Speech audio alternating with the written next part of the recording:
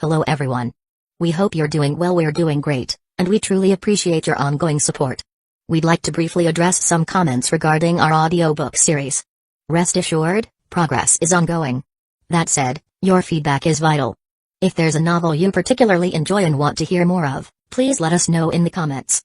Each chapter requires a financial investment, so we can only continue series that receive strong audience interest. Although we retain core names and plot lines, we make significant editorial changes to enhance clarity, pacing, and immersion. These are not simple recitations. We work hard to deliver a polished, thoughtful listening experience. Without sufficient feedback or engagement, we may need to discontinue a series. So if you're enjoying something, don't stay silent. Your input truly matters. Note, our default audio speed is 3x. If that's too fast, let us know. We're happy to adjust it. Interested in early access to unreleased audiobooks? Visit our Patreon. You'll get to experience new content before it reaches YouTube. Just to clarify, I'm a fan like you. I've purchased these novels and adapted them with care, while respecting all rights and guidelines. For updates, follow us on Facebook and Twitter, X. YouTube update: recently, YouTube flagged some of our content for including mature themes, realistic violence, and darker story elements. As a result, we've decided to stop uploading anything that violates YouTube's guidelines. If you'd like access to the full, uncut versions including the more intense or mature content, you can find them on our Patreon page, where we upload everything first. Available now on Patreon: Shattered Innocence transmigrated into a novel as an extra. Transmigrating over 10,000 years late, I was forced to become a mighty presence. I, the celestial dragon, rule the heavens through the double gate, reigning supreme in countless worlds with peace taming, Tower of God sequence strength, cultivation when you take things to the extreme. Naruto Izunuchiha with cyst. WTF, the centuries-old ancestor in our family take concubine again. Plus 18, Ichi, reincarnated in Bleach as a wizard. Thanks for listening and happy listening. Chapter 1, Fall and Rebirth. The cave was pitch black, as cold as a starless night, and oppressively silent. Only the sound of 7 people breathing broke the stillness. They had gathered in a secluded nook, hidden behind a raging waterfall, far from the hustle and bustle of the outside world. Among the 7 figures, one lay unconscious. He was the youngest, a boy with a small frame typical of a 10-year-old child. The other 6 appeared older, all around 17 or 18 years of age. Fate was indeed unique. Of these 6 teenagers, 3 were male and 3 were female. They sat in a circle around the unconscious boy, their faces tense with worry. Suddenly, the young boy's small fingers twitched. Slowly but surely, his eyelids fluttered and opened. Confusion was evident in his innocent eyes. He looked up, staring blankly at the dark cave around him. "Where am I?" he mumbled weakly, his voice hoarse and faint. As soon as the words left his lips, his head felt like it had been struck by a sledgehammer. An intense pain pierced him mercilessly. Along with the pain, a flood of unfamiliar memories overwhelmed his mind. These memories were not his, or at least, that's how it felt. Yet, at the same time, they felt incredibly real, as if he had experienced them himself. 2 distinct sets of memories, colliding and merging within his head, created unimaginable chaos. "Og!" The young boy screamed loudly, his hands clutching his head tightly, trying to alleviate the pain that felt like it wanted to split his skull. The scream shattered the silence of the cave, startling the 6 teenagers watching over him. They quickly moved closer, their faces filled with panic. "Tsubasa-sama!" one of them exclaimed in a worried tone. "Tsubasa-sama, are you alright?" However, Tsubasa could not answer. His head felt like a battlefield where 2 sets of memories were at war. The pain intensified, blurring his vision. Before his consciousness completely faded, he could only hear panicked voices around him, calling his name with anxious tones. Then, darkness enveloped him once more. 2 hours passed in the darkness of the cave. When Tsubasa opened his eyes again, the first sight that greeted him was the relieved faces of the 6 people around him. They looked as if they had just experienced extreme panic. The torchlight they held cast flickering shadows on the cave walls, creating an atmosphere that was dramatic yet also filled with warmth. This time, when the memories resurfaced, Tsubasa no longer felt so overwhelmed. The pain in his head had significantly reduced, and he could focus more on understanding what was actually happening. From the fragmented, jumbled memories, he began to realize his situation.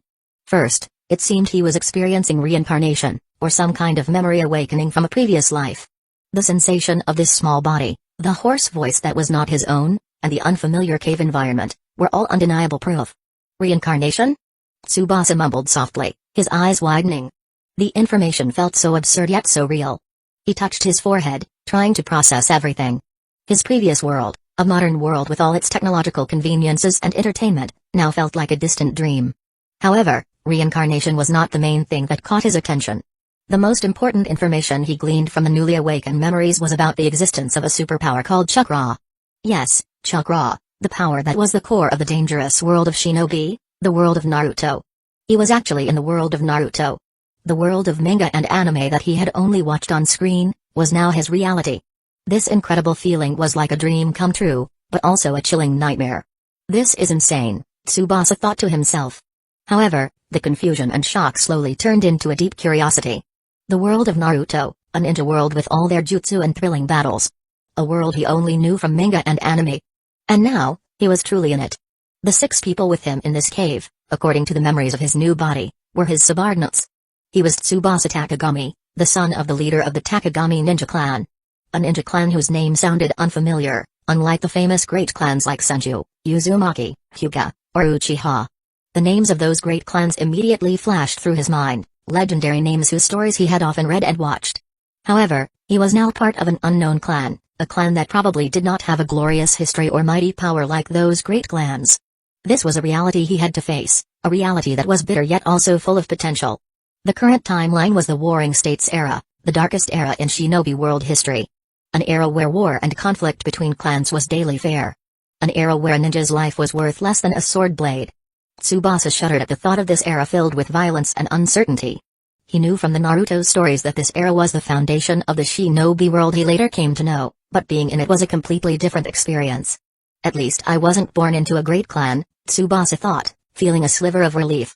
As explained in the original work, famous ninja clans were almost always involved in wars. Being born into a ninja clan that was not too large might be a blessing in disguise. Perhaps with a smaller scale, the risks and pressures he faced would also not be as great as those giant clans. However, that luck turned out to be just an illusion. The real misfortune had just befallen his clan.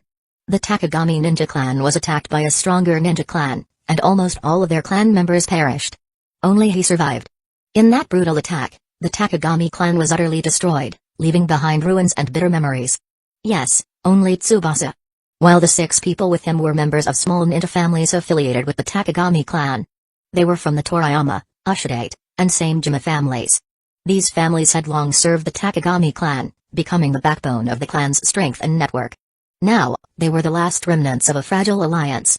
Toriyama Kiya, Ushidate Benkai, Toriyama Hotaru, Ushidate Ayam, Samejima Jinga, and Samejima Madoka. Tsubasa uttered the names of the 6 people in his heart, trying to recall their faces one by one. He tried to connect those names to the faces watching him anxiously. Kiya, with his sharp gaze and firm jawline, seemed the most mature and responsible. Benkai, with a larger frame and a slightly hesitant expression, was perhaps the most cautious. Jinga, with a thin smile and bright eyes, was possibly the most optimistic. Hotaru, Ayam, and Madoka, although looking worried, also had an aura of strong determination in their eyes. Amazingly, these 6 people were arranged pairs, betrothed by their families. It was ironic that the former clan leader was now alone, while his former subordinates already had partners. Fate truly loved to play games, Tsubasa thought bitterly. He was also supposed to be betrothed. The Takagami clan had plans to betroth him to a larger family, an alliance that had been agreed upon by both sides. This political marriage was supposed to strengthen the Takagami clan's position and give it access to greater resources and influence. However, the Takagami clan did not realize that this was a trap. Tsubasa's prospective fiancé's family was actually planning to eliminate the Takagami clan completely through this betrothal plan. This betrayal was a fatal blow to the Takagami clan, shattering their hopes and future. And so ended the tragic story of the Takagami family. They were wiped out, leaving only Tsubasa and his 6 subordinates. Tsubasa sighed deeply, banishing the bitter memories from his mind. He refocused his attention on his 6 subordinates, who were currently staring at him with hopeful eyes. Their hope and trust were both a burden and a motivation for him. He had to lead them, protect them, and together rebuild the ruined clan. What are the young lord's plans next? Does the young lord plan to take revenge? Toriyama Kiya's question broke the silence. His tone was full of loyalty and concern. Kiya was the first voice to speak after the long silence, breaking the tension hanging in the air. Tsubasa could clearly see that they were genuinely loyal to him. They had brought him to this secluded cave amidst pursuit from his former fiancé's family, with some wounds visible on their bodies. Their unwavering loyalty was the only asset left to Tsubasa, and he knew he had to cherish and reciprocate it. Hearing Kiya's question, Tsubasa fell silent for a moment, pondering. Revenge? His entire family, father, mother, siblings, were most likely killed in that attack. Anger and grief burned in his heart, yet he knew revenge was not a simple answer. Normally, he should take revenge. By any means, no matter the cost. That was what an heir of a clan who had lost everything should do. Revenge was the most obvious, most traditional, and most satisfying path for the pain and loss he felt. His 6 subordinates were still waiting for his answer, their faces tense with anticipation. They were ready to do whatever Tsubasa ordered, even if it meant risking their lives. Tsubasa looked at them one by one, his eyes sweeping across the faces of Kya, Benkai, Jinga, Hotaru, Ayam, and Madoka. Then, an idea suddenly popped into his mind. An idea that might sound crazy, but somehow felt right. Tsubasa took a deep breath, then exhaled it slowly. He looked at his 6 subordinates with a sharp yet gentle gaze. "You 6, he said in a firm yet warm tone, "you must get married immediately and have more children." The 6 teenagers froze, their eyes widening perfectly, their mouths gaping in disbelief. An awkward silence filled the cave for a moment. They were all shocked and confused by this completely unexpected command. Revenge was what they had expected, but marriage and children? This was a completely different direction. Huh? Ushade Ayam finally spoke, breaking the silence in a confused tone. "Marry. And have children?" She repeated Tsubasa's command, as if unsure of what she had just heard. Ayam, who was usually cheerful and talkative, was now at a loss for words. "Yes, marry and have children," Tsubasa nodded firmly. "That is my order as the last leader of the Takagami clan." He repeated his command with the same conviction, emphasizing his authority as the clan leader. Even though he was still young, he knew he had to act decisively and show a clear direction to his subordinates. "But, Tsubasa-sama, what about revenge?" asked Toriyama Kya, still not understanding the direction of his young lord's words. "Shouldn't we avenge the destruction of the Takagami clan?" Kya, who had seemed most eager for revenge earlier, was now bewildered. Revenge was a ninja's tradition and duty, how could Tsubasa ignore it? Tsubasa sighed again, this time longer. He looked at Kya with a serious gaze. "Kya, revenge is important. I also want to avenge my family's deaths. But, the Takagami clan is almost extinct. There are only 7 of us left. What is the point of revenge if in the end our clan completely disappears from the face of the earth?" He explained his logic calmly yet firmly. Kya fell silent, looking deep in thought. The other 6 teenagers also looked puzzled, trying to digest Tsubasa's words. They were beginning to realize that their young lord had a different view, a broader and more strategic perspective. "The most important thing right now is not revenge," Tsubasa continued, his voice softening. "The most important thing is to ensure the Takagami clan survives. We must rebuild our clan from scratch. And the best way to do that is to increase our numbers." He emphasized the importance of clan survival above all else. Revenge could be postponed, but the future of the clan could not. "Increase our numbers." Same Jimajinga mumbled, his eyes wandering. "Does the young lord mean, we should get married soon and have many children?" Jinga, who was initially confused, was starting to understand the essence of Tsubasa's plan. "Exactly, Jinga," Tsubasa smiled faintly. "You 6 are already betrothed, right? That's a good start. Get married immediately, build strong families, and give birth to the next generation of the Takagami clan." Tsubasa's smile was a sign of hope and conviction. He believed in this plan, and he wanted to infect his subordinates with his belief. "But, Tsubasa-sama." Ushadate Benkai seemed hesitant. "We are still too young to get married and have children. And besides, we are on the run. How can we build families in a situation like this?" Benkai, who was pragmatic and realistic, voiced a sensible concern. Their current conditions were far from ideal for building families. "That's the challenge, Benkai." Tsubasa looked at Benkai with an eager gaze. "We are indeed in a difficult situation. But, precisely because of that, we must be stronger. We must prove that the Takagami clan will not give up so easily. We will rebuild our clan, even from the ruins." He acknowledged the difficulties they faced, but he also emphasized their determination to overcome those challenges. "And your marriages are the first step," Tsubasa continued. "Your marriages will strengthen the bonds between the families loyal to the Takagami clan. Your children will be the new generation of the Takagami clan, a generation that is stronger and more resilient than ever before." He explained the long-term goal of his marriage plan, which was to build a solid foundation for the Takagami clan in the future. The 6 teenagers fell silent, looking at each other. Slowly, the dot on their faces began to fade, replaced by a newfound determination and spirit. They were beginning to understand their young lord's vision. Revenge was important, but clan survival was far more crucial. They understood that Tsubasa was not just thinking about short-term revenge, but also the long-term future of the Takagami clan. I understand, Tsubasa-sama, Toriyama Kyo finally spoke, his face now looking brighter. We will carry out the young lord's command. We will get married and have many children. We will rebuild the Takagami clan. Kyo, who was the first to voice doubts, was now the first to fully accept Tsubasa's plan. Yes, Tsubasa-sama. Ushidate and the 5 other teenagers nodded in unison, their voices full of enthusiasm. Their spirits which had been dim were now reignited. They felt new hope and a clear purpose. Tsubasa smiled in relief, seeing the change in his subordinate's attitude. He knew that his command might sound unusual, even ridiculous. But, he was convinced that this was the best path for the Takagami clan at this moment. Revenge could wait, but the future of the clan could not be postponed. He felt the burden on his shoulders slightly lifted, replaced by confidence and hope. Good, Tsubasa said, standing up straight. Then, let's begin the Takagami clan rebuilding plan. First of all, we must get out of this cave and find a safer place to build a temporary dwelling. Then, we will prepare for your 6 marriages. The first step they had to take was to get out of the cave and find a safer place. And after that? Asked Same Timur Madoka, her eyes sparkling with hope. Madoka, who had seemed the most worried earlier, was now filled with spirit and optimism. Tsubasa smiled mysteriously. After that, we will surprise the shinobi world with the birth of a new generation of the Takagami clan. He looked at his 6 subordinates with burning confidence and determination. They would prove to the world that the Takagami clan was not extinct, and they would return stronger than ever. The 6 teenagers tried to laugh cheerfully to release their sadness, their spirits ignited. They knew that the road ahead would not be easy. But, with Tsubasa as their leader, they were confident they could overcome all obstacles. They were the last hope of the Takagami clan, and they would not disappoint their clan. In that dark and secluded cave, amidst threats and uncertainty, a new hope had been born. Hope to rebuild the Takagami clan, hope for a better future. Chapter 2, Fate's Gift. A week had passed since Tsubasa and his 6 followers left their hidden cave. They explored the wilderness, searching for a safe and strategic place to build a new life. After days of walking, they discovered a hidden valley that looked promising. The valley was surrounded by high cliffs, sheltering it from the outside world, and a clear river flowed through its heart.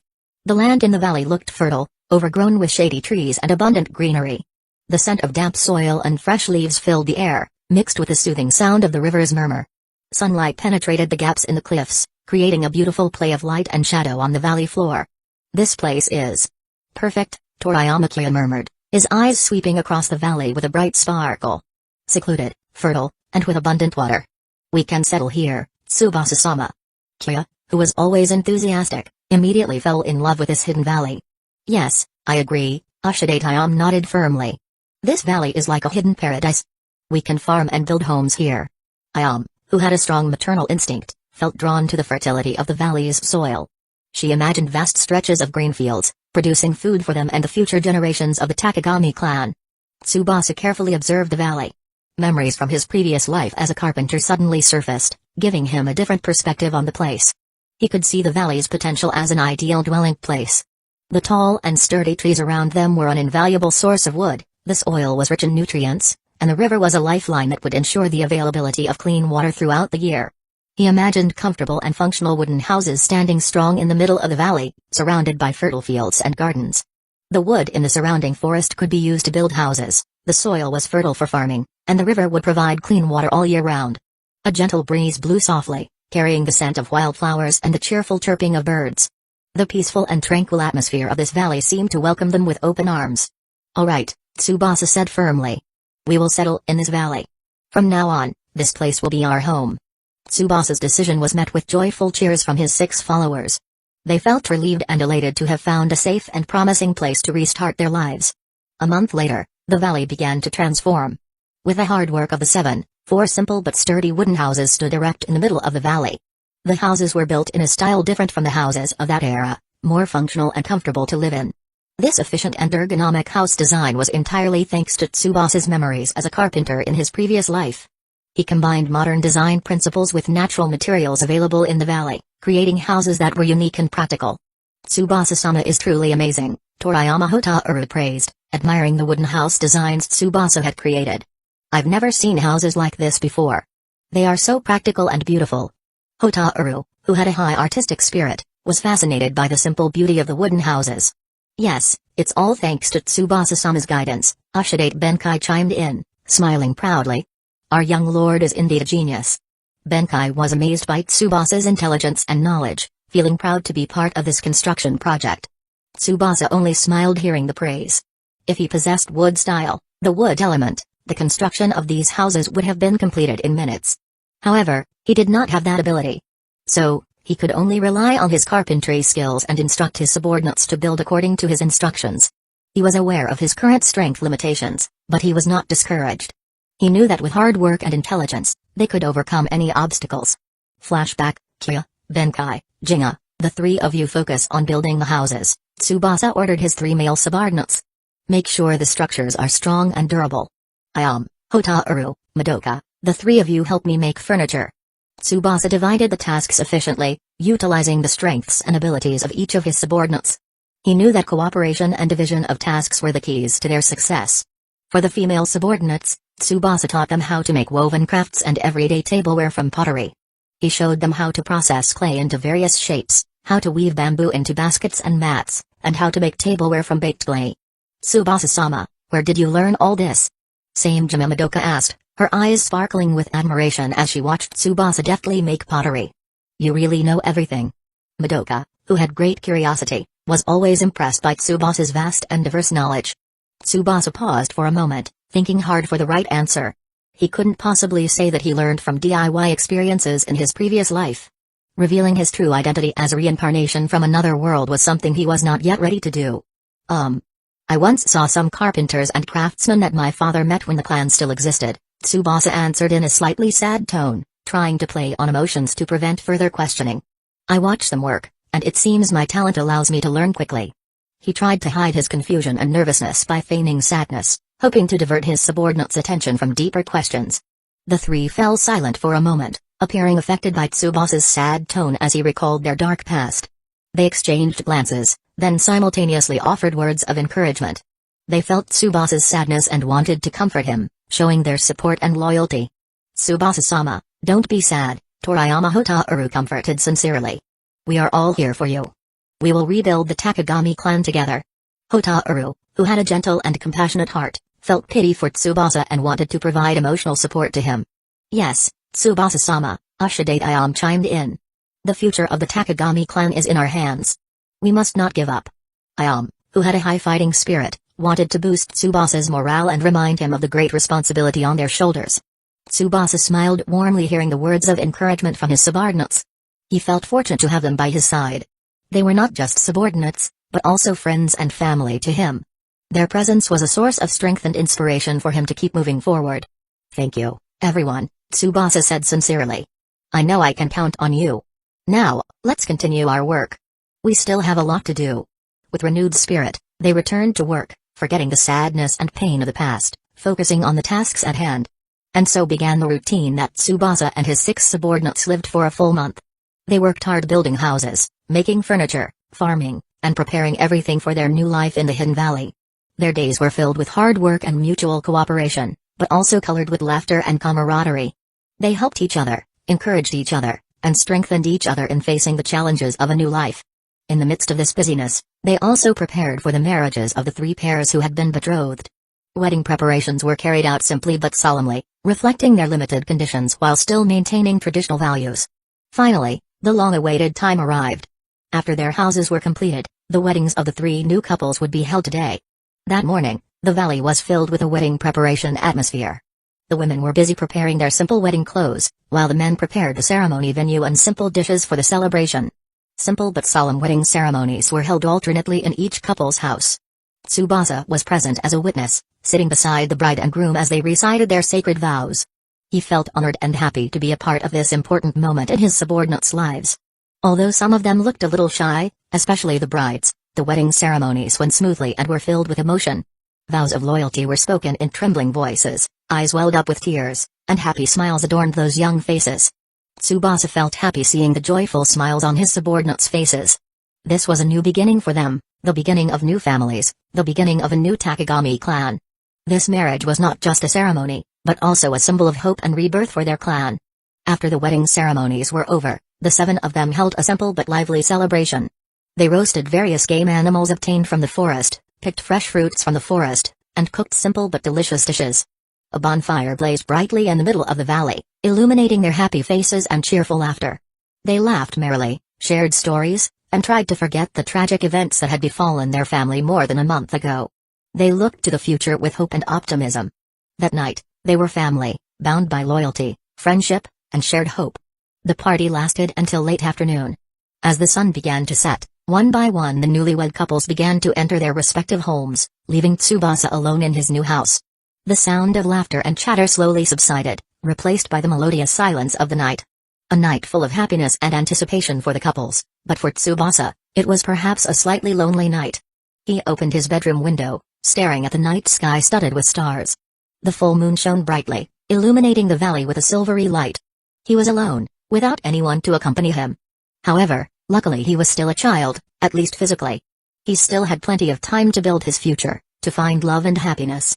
His mental age might be over 40 years old if combined with his 2 previous lives, but his body was still 10 years old.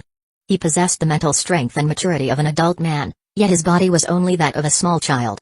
He could still withstand loneliness without feeling pressured, at least for now. He realized that loneliness was part of his destiny as a leader, but he would not let it control him. Fortunately, Tsubasa had something to distract him from that loneliness. Currently, his mind was focused on the cheat that came with him during reincarnation and memory merging last month. He took a deep breath, banishing the feeling of loneliness and refocusing on his plan. A cheat that could only be used once, and he still hadn't decided how he would use it. That cheat was his last trump card, a secret weapon that could change the fate of the Takagami clan. The function of the cheat was simple yet powerful. The cheat promised to create any ninjutsu, as long as that ninjutsu still had a slight connection or underlying theory to ninjutsu that had never appeared in the original work. This limitation forced him to think creatively and strategically in choosing what kind of ninjutsu he would create. And the ninjutsu created with this cheat would be instantly mastered by him, without having to go through a long learning process. This was a huge advantage, considering the limited time and resources they had. With this cheat, he could quickly gain significant power. During this busy month, Tsubasa had thought carefully about what ninjutsu he should create using that cheat. He spent his lonely nights contemplating various possibilities, considering the strengths and weaknesses of various types of ninjutsu. He remembered various iconic and powerful ninjutsu from famous characters in Naruto, such as Pain Shinra Tensei, Kakazu's heart-stealing tentacles, Uchiha's Susanoo, Hiddon's immortality, Hashirama's wood style, Deidara's clay explosions, and various other iconic ninjutsu. He analyzed each ninjutsu, figuring out the basic principles and potential uses. After a full month of thinking and also considering various iconic abilities from various anime and films in his previous life, Tsubasa finally decided what kind of ability he wanted to create. He not only considered the power of ninjutsu, but also its usefulness and flexibility in various situations. He wanted to combine various abilities to make his ninjutsu as strong as possible, but he was limited to only using 7 abilities as the basis of his ninjutsu. This restriction forced him to choose wisely and strategically, ensuring each ability chosen truly contributed to the strength and uniqueness of his ninjutsu. With firm resolve, Tsubasa began formulating the details of his creation ninjutsu ability. He chose 7 abilities that he thought were the most suitable and strongest to combine. He noted every detail in his mind, carefully designing the structure and function of his new ninjutsu. The details of his ninjutsu ability were as follows. 1. Demon Bud Capture Netjutsu Concept, a technique to combine various elements to create powerful creatures. He was inspired by Orochimaru's ability to create terrifying hybrid creatures. 2. Creation of Giant Tenseigan Eye on the Moon, the ability to combine bodily organs to become stronger. He was inspired by Tonari Otsutsuki's immense Tenseigan power. 3. Jinchuriki Seal, a technique to seal other creatures into a human body. He was inspired by the Jinchuriki and tailed beast system that was at the core of the Naruto world's power. 4. Kirizetsu's ability, a unique ability to split one's own body and manipulate the bodies of other creatures. He was inspired by Kirizetsu's cunning and extraordinary manipulation abilities. 5. Emotion Absorption from Zero Tail, the ability to absorb negative emotions to increase power. He was inspired by the unique power of the Zero Tail that was able to utilize negative emotions as an energy source. 6. Shirazetsu Underground Movement, the ability to move quickly underground through tree roots. He was inspired by Shirazetsu's ability to move undetected underground. 7. Shirazetsu Perfect Disguise, the ability to disguise and blend in with the surrounding environment without being detected.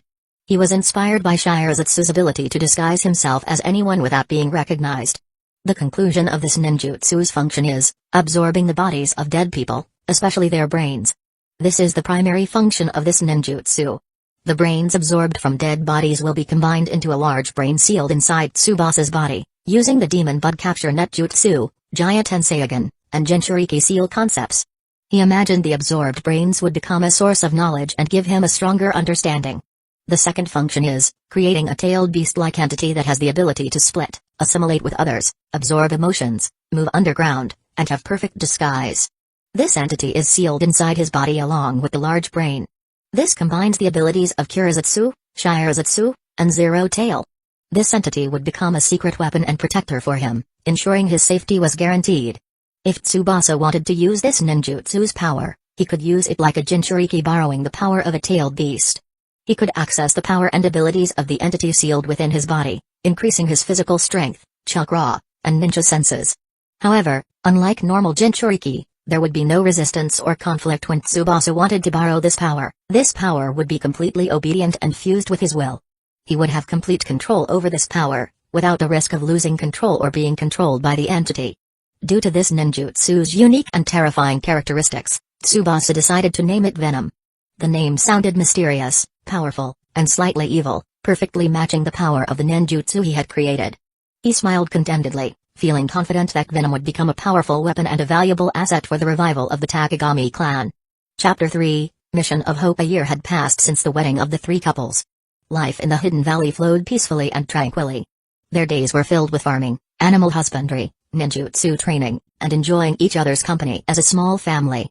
The valley had truly become a comfortable and safe home for the seven of them. The morning sun shone gently on the valley, warming the cool air and awakening the burgeoning life there. The quietly flowing river became the background melody of their lives, accompanying every step and laugh that echoed in the valley.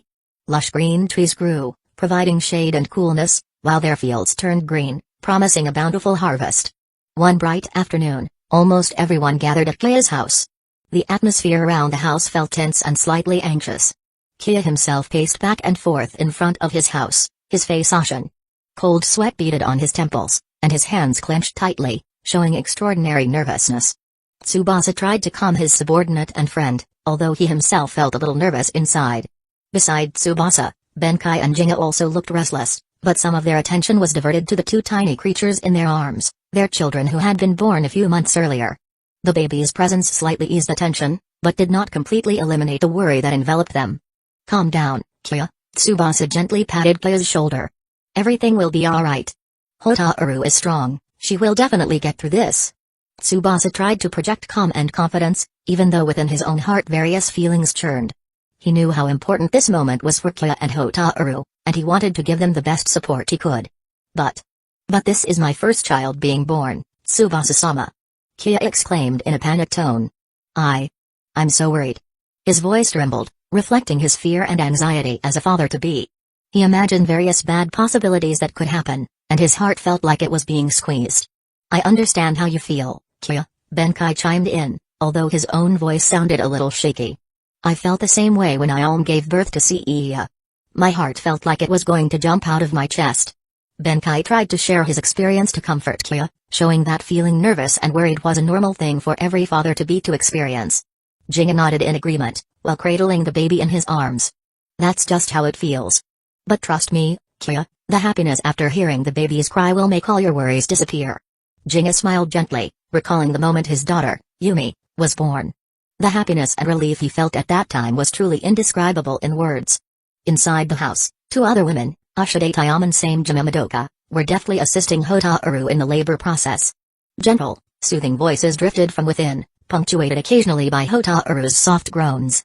Ayame and Madoka tried to provide both moral and physical support to Hotaru, ensuring she felt comfortable and calm during the tense labor. Time seemed to move incredibly slowly for Kia and the three men outside the house. Every second felt like hours, filled with anxiety and hope. They listened intently to every sound from inside the house, trying to guess what was happening. Their anxiety increased as time went on. Suddenly, the tense silence was broken by a loud, clear baby's cry. The cry immediately filled the air, erasing all tension and anxiety. The first cry of a baby is always a miracle, a symbol of new life and endless hope. Kia froze for a moment, then his eyes widened, and a broad smile soon bloomed on his face. Without waiting any longer, He burst into the house with burning enthusiasm. He couldn't wait to see his wife and child, to welcome their new family member. Hotaru. Honey. Kia called out in a tone full of emotion and happiness. His voice trembled with overflowing emotion. He forgot all his nervousness and anxiety, all that remained was extraordinary happiness and relief. Shortly after, Kia emerged from the house, his face beaming. It's a boy. My son is a boy. He exclaimed proudly, greeted by joyful cheers from Tsubasa, Benkai, and Jinga. Kia's happiness was contagious to them, and they all shared the same joy. Congratulations, Kia. Tsubasa shook Kia's hand with a wide smile. I knew everything would go smoothly. He felt relieved and happy to see Kia successfully get through this tense moment. The safe birth of this child was the most beautiful gift for them all. Congratulations, Kia, you're finally a father too, Benkai added, laughing in relief. He patted Kia's shoulder affectionately, sharing happiness with his friend. Congratulations, congratulations. Jinga also chimed in with congratulations, his face also beaming. He held his baby tighter, feeling the warmth and happiness of family fill his heart. After ensuring that both mother and child were safe and healthy, it was Tsubasa's turn to feel a slight headache. As expected, Kia, like Benkai and Jinga before him, asked Tsubasa to name their child.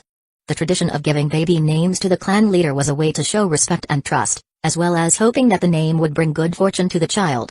Tsubasa-sama, please give a good name to my son, Kia pleaded in a hopeful tone. He looked at Tsubasa with pleading eyes, hoping his young lord would give a beautiful and meaningful name to his son. Tsubasa thought for a moment, then smiled. Alright, Kia. Since your son was born with a fiery spirit like you, how about we name him Kotaru?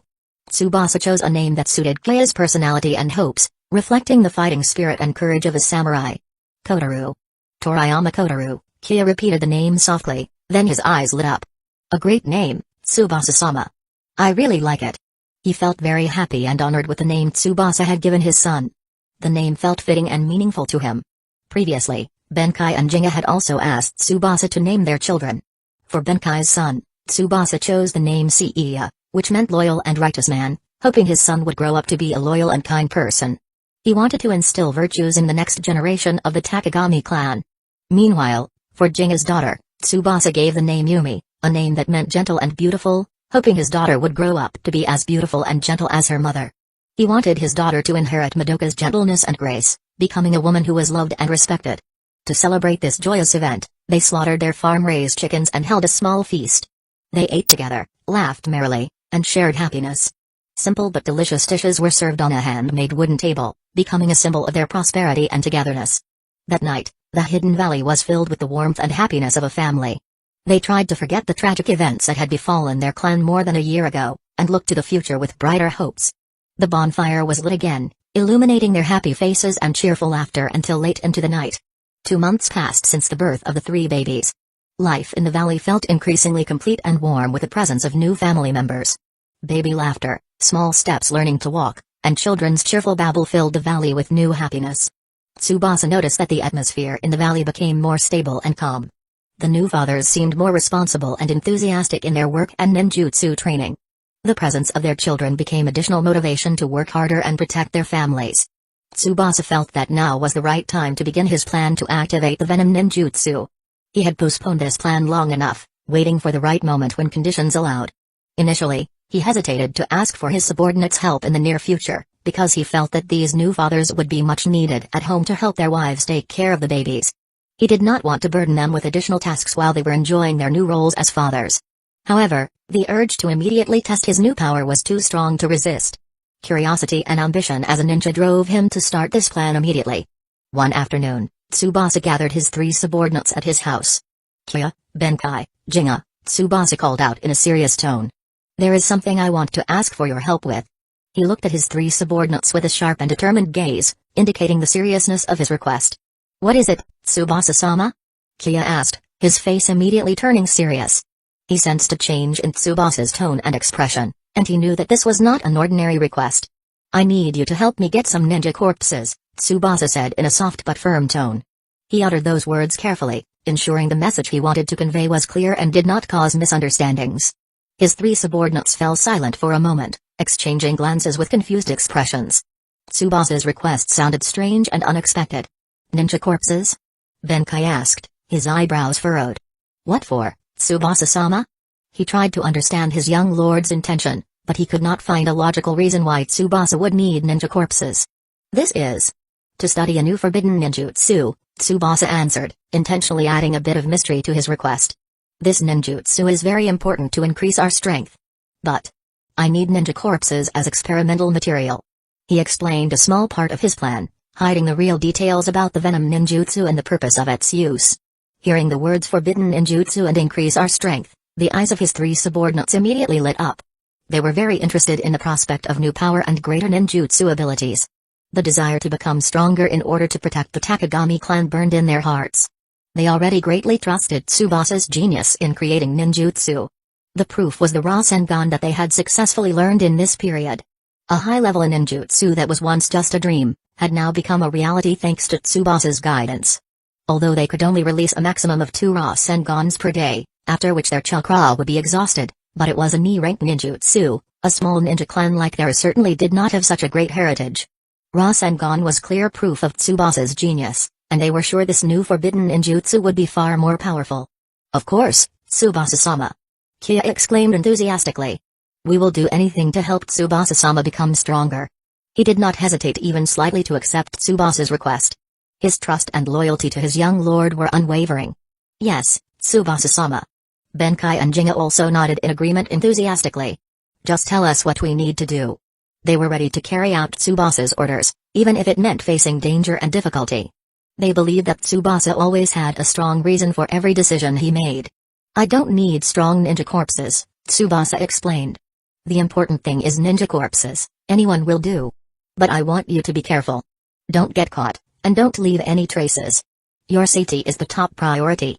He emphasized the importance of their safety, reminding them to always be vigilant and avoid unnecessary risks. Leave it to us, Tsubasa-sama. Kia said confidently.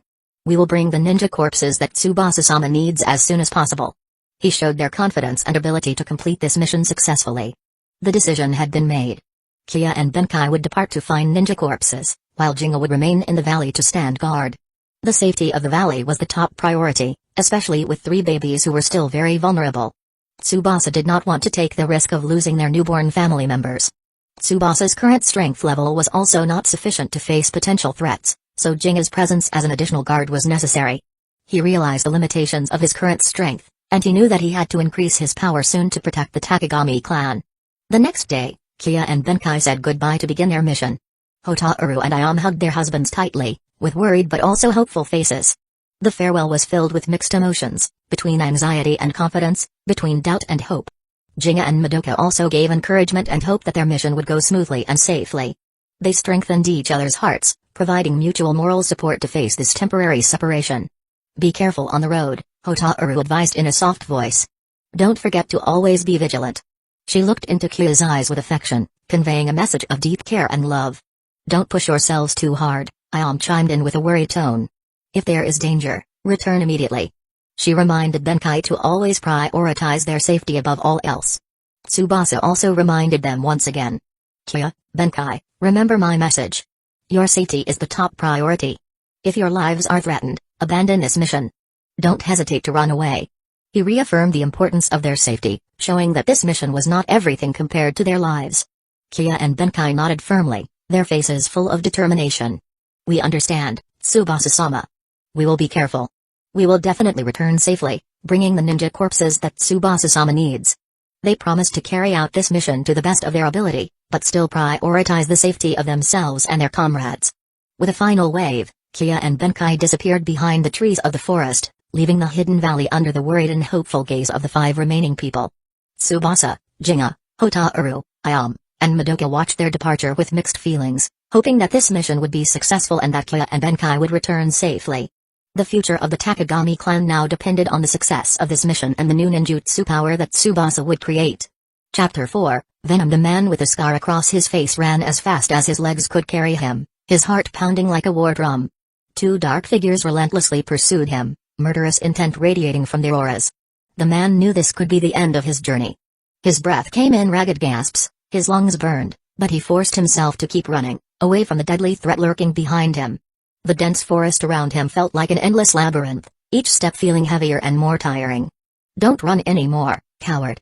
One of the pursuers shouted from behind, his voice rough and menacing, shattering the forest silence. The words were like a whip spurring him on, but also adding to the despair that was beginning to gnaw at his heart. He knew that running away was not a solution, only delaying the inevitable end. The wounded man gritted his teeth. Enough was enough. He stopped running, turning to face his two approaching enemies. His sudden movement startled the night birds perched on tree branches, their wings flapping in panic, breaking the forest's stillness. He drew a kunai from his ninja pouch, ready to fight to his last breath. His eyes flashed with fierce determination, even though his body was already covered in wounds and exhaustion. "You think I'll just give up?" the man hissed, his eyes blazing with anger. Rage and pride were his last fuel to survive. He would not surrender without a fight, even if his chances of winning were slim. The two pursuers stopped in front of him, mocking grins plastered on their faces. In the pale moonlight, their faces looked even more menacing, like demons emerging from the darkness. The first was tall and bulky with a large sword slung across his back, his figure intimidating and threatening. The second was smaller and more agile, twirling twin kunai in his hands with swift and deadly movements, his eyes narrowed slyly, observing his prey intently. "If you want to blame someone," the large man said in a heavy, deep voice, like the rumble of rocks, "blame your bad luck for becoming our target." The words sounded like a death sentence, cold and merciless. He was completely confident in their victory, underestimating the wounded man's abilities. "Don't joke around, it's not certain who will survive. Besides, even if I die, I will definitely wound you badly," retorted the wounded man, and immediately lunged forward to attack. He forgot the pain and exhaustion, only the determination to fight and survive remained. The kunai in his hand moved quickly, trying to find a gap in the enemy's defense. A fierce battle was inevitable. The clang of weapons clashing, the whistling wind as kunai flew, and shouts of anger filled the air. The fight was intense and fast-paced, typical of ninja battles in the Naruto world. The three exchanged blows and dodged nimbly, using various C-rank ninjutsu in an attempt to take each other down. The silver glint of kunai flashed between the trees, their shadows moved nimbly in the moonlight, creating a terrifying dance of death. The wounded man desperately tried to defend himself, but he was overwhelmed facing two enemies at once. He managed to evade some attacks, but was hit several times by kunai slashes and heavy blows. Blood began to drip from his wounds, soaking his torn clothes, but he did not give up. His will to survive was greater than the pain he felt. One of the two pursuers, the smaller and more agile figure, jumped back, creating distance from his opponent. He opened his palm, and chakra quickly gathered there, forming an increasingly large vortex of energy. Then, he stretched his hand forward, a spinning chakra ball appeared in his palm, emitting a dazzling blue light. "Rasengan!" He shouted loudly, the name of the ninjutsu escaping his lips at the same time as the chakra ball shot towards his opponent's heart. It was Toriyama, and beside him, Benkei was also preparing to attack. The two of them, after not facing other ninjas for over a year, finally felt the adrenaline of battle flowing fiercely within them again. Fear and nervousness were replaced by fighting spirit and a desire to prove their strength. Kya's Rasengan struck the wounded man's chest dead center. The sound of bones cracking was clearly heard as the man staggered backward, eyes wide in shock, before finally collapsing to the ground, motionless. The fierce battle ended with a resounding victory for Kya and Benkei. Silence returned to envelop the forest, only the panting breaths of Kya and Benkei broke the quiet. "Ha! Ha!" Kya panted, sweat soaking his face. "All thanks to Tsubasa-sama's new ninjutsu creation," he said proudly, although his breath was still ragged. He felt extraordinary fatigue, but also pride and satisfaction at having won this fight.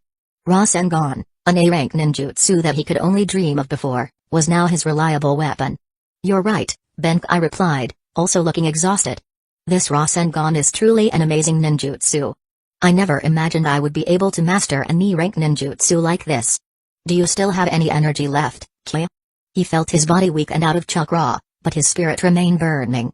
He wanted to return to the valley soon and share their victory story with Tsubasa and the others. Kya chuckled softly. "Wait a moment, it's been more than a year since I faced another ninja, so my body is a bit rusty." Luckily, everything went smoothly.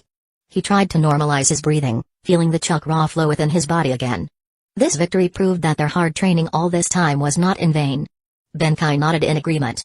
Then they both rested for a moment to recover their peak condition. They sat leaning against a shady tree, enjoying the fresh night air and the silence of the forest. This victory was proof of their strength and hard work, and they deserved to celebrate it for a moment. "Let's go back, Kya. Our mission is complete. I want to see you soon," Benkei exclaimed after feeling his body starting to recover. Longing for his son overcame the fatigue and aches in his body. He wanted to hug Kia soon and share his adventure story with his wife, Ayam. Kia had also recovered, and hearing Benkai's words, a smile also bloomed on his face as he thought of his son, Kotaru, at home. Longing for his family burned in his heart, motivating them to return to the valley immediately. The two of them collected the corpses of the ninjas they had defeated, then hurried back towards the Hidden Valley, their home. Their mission was complete, and they couldn't wait to return to the warmth of family and the peace of the valley. Meanwhile, in the peaceful valley, Tsubasa was busy tending to the plants in his garden. He weeded, watered the plants, and checked the growth of the vegetables they had planted. This farming routine had become part of his daily life over the past year. He enjoyed the simplicity and tranquility of life in the valley, feeling a peace he had never felt before. Peaceful life, Tsubasa murmured softly, wiping sweat from his forehead. Who would have thought I would become a farmer in this war-torn ninja world? He smiled faintly, contemplating the irony of his fate. In his previous world, he was just an ordinary worker living a fast-paced and busy modern life. Now, he was a young ninja leading a small clan in a world full of danger and violence, yet he found peace in the simplicity of farming life. He was grateful to be able to enjoy this peace, although deep down he knew that this tranquility might not last long. The shinobi world was a cruel and dangerous place. Conflicts and wars could erupt at any time, destroying this fragile peace. But at least, for now, I can enjoy life like this, Tsubasa thought, trying to comfort himself. He had learned almost all the remaining ninjutsu from the destroyed Takagami clan. He continued to practice and develop his abilities, preparing himself to face challenges that might come in the future. However, he knew that these ninjutsu alone were not enough to protect him and his loved ones in this dangerous world. That was why he created the Venom Ninjutsu, a secret weapon he hoped would make him stronger. Venom was his greatest hope, the key to surviving and rebuilding the Takagami clan.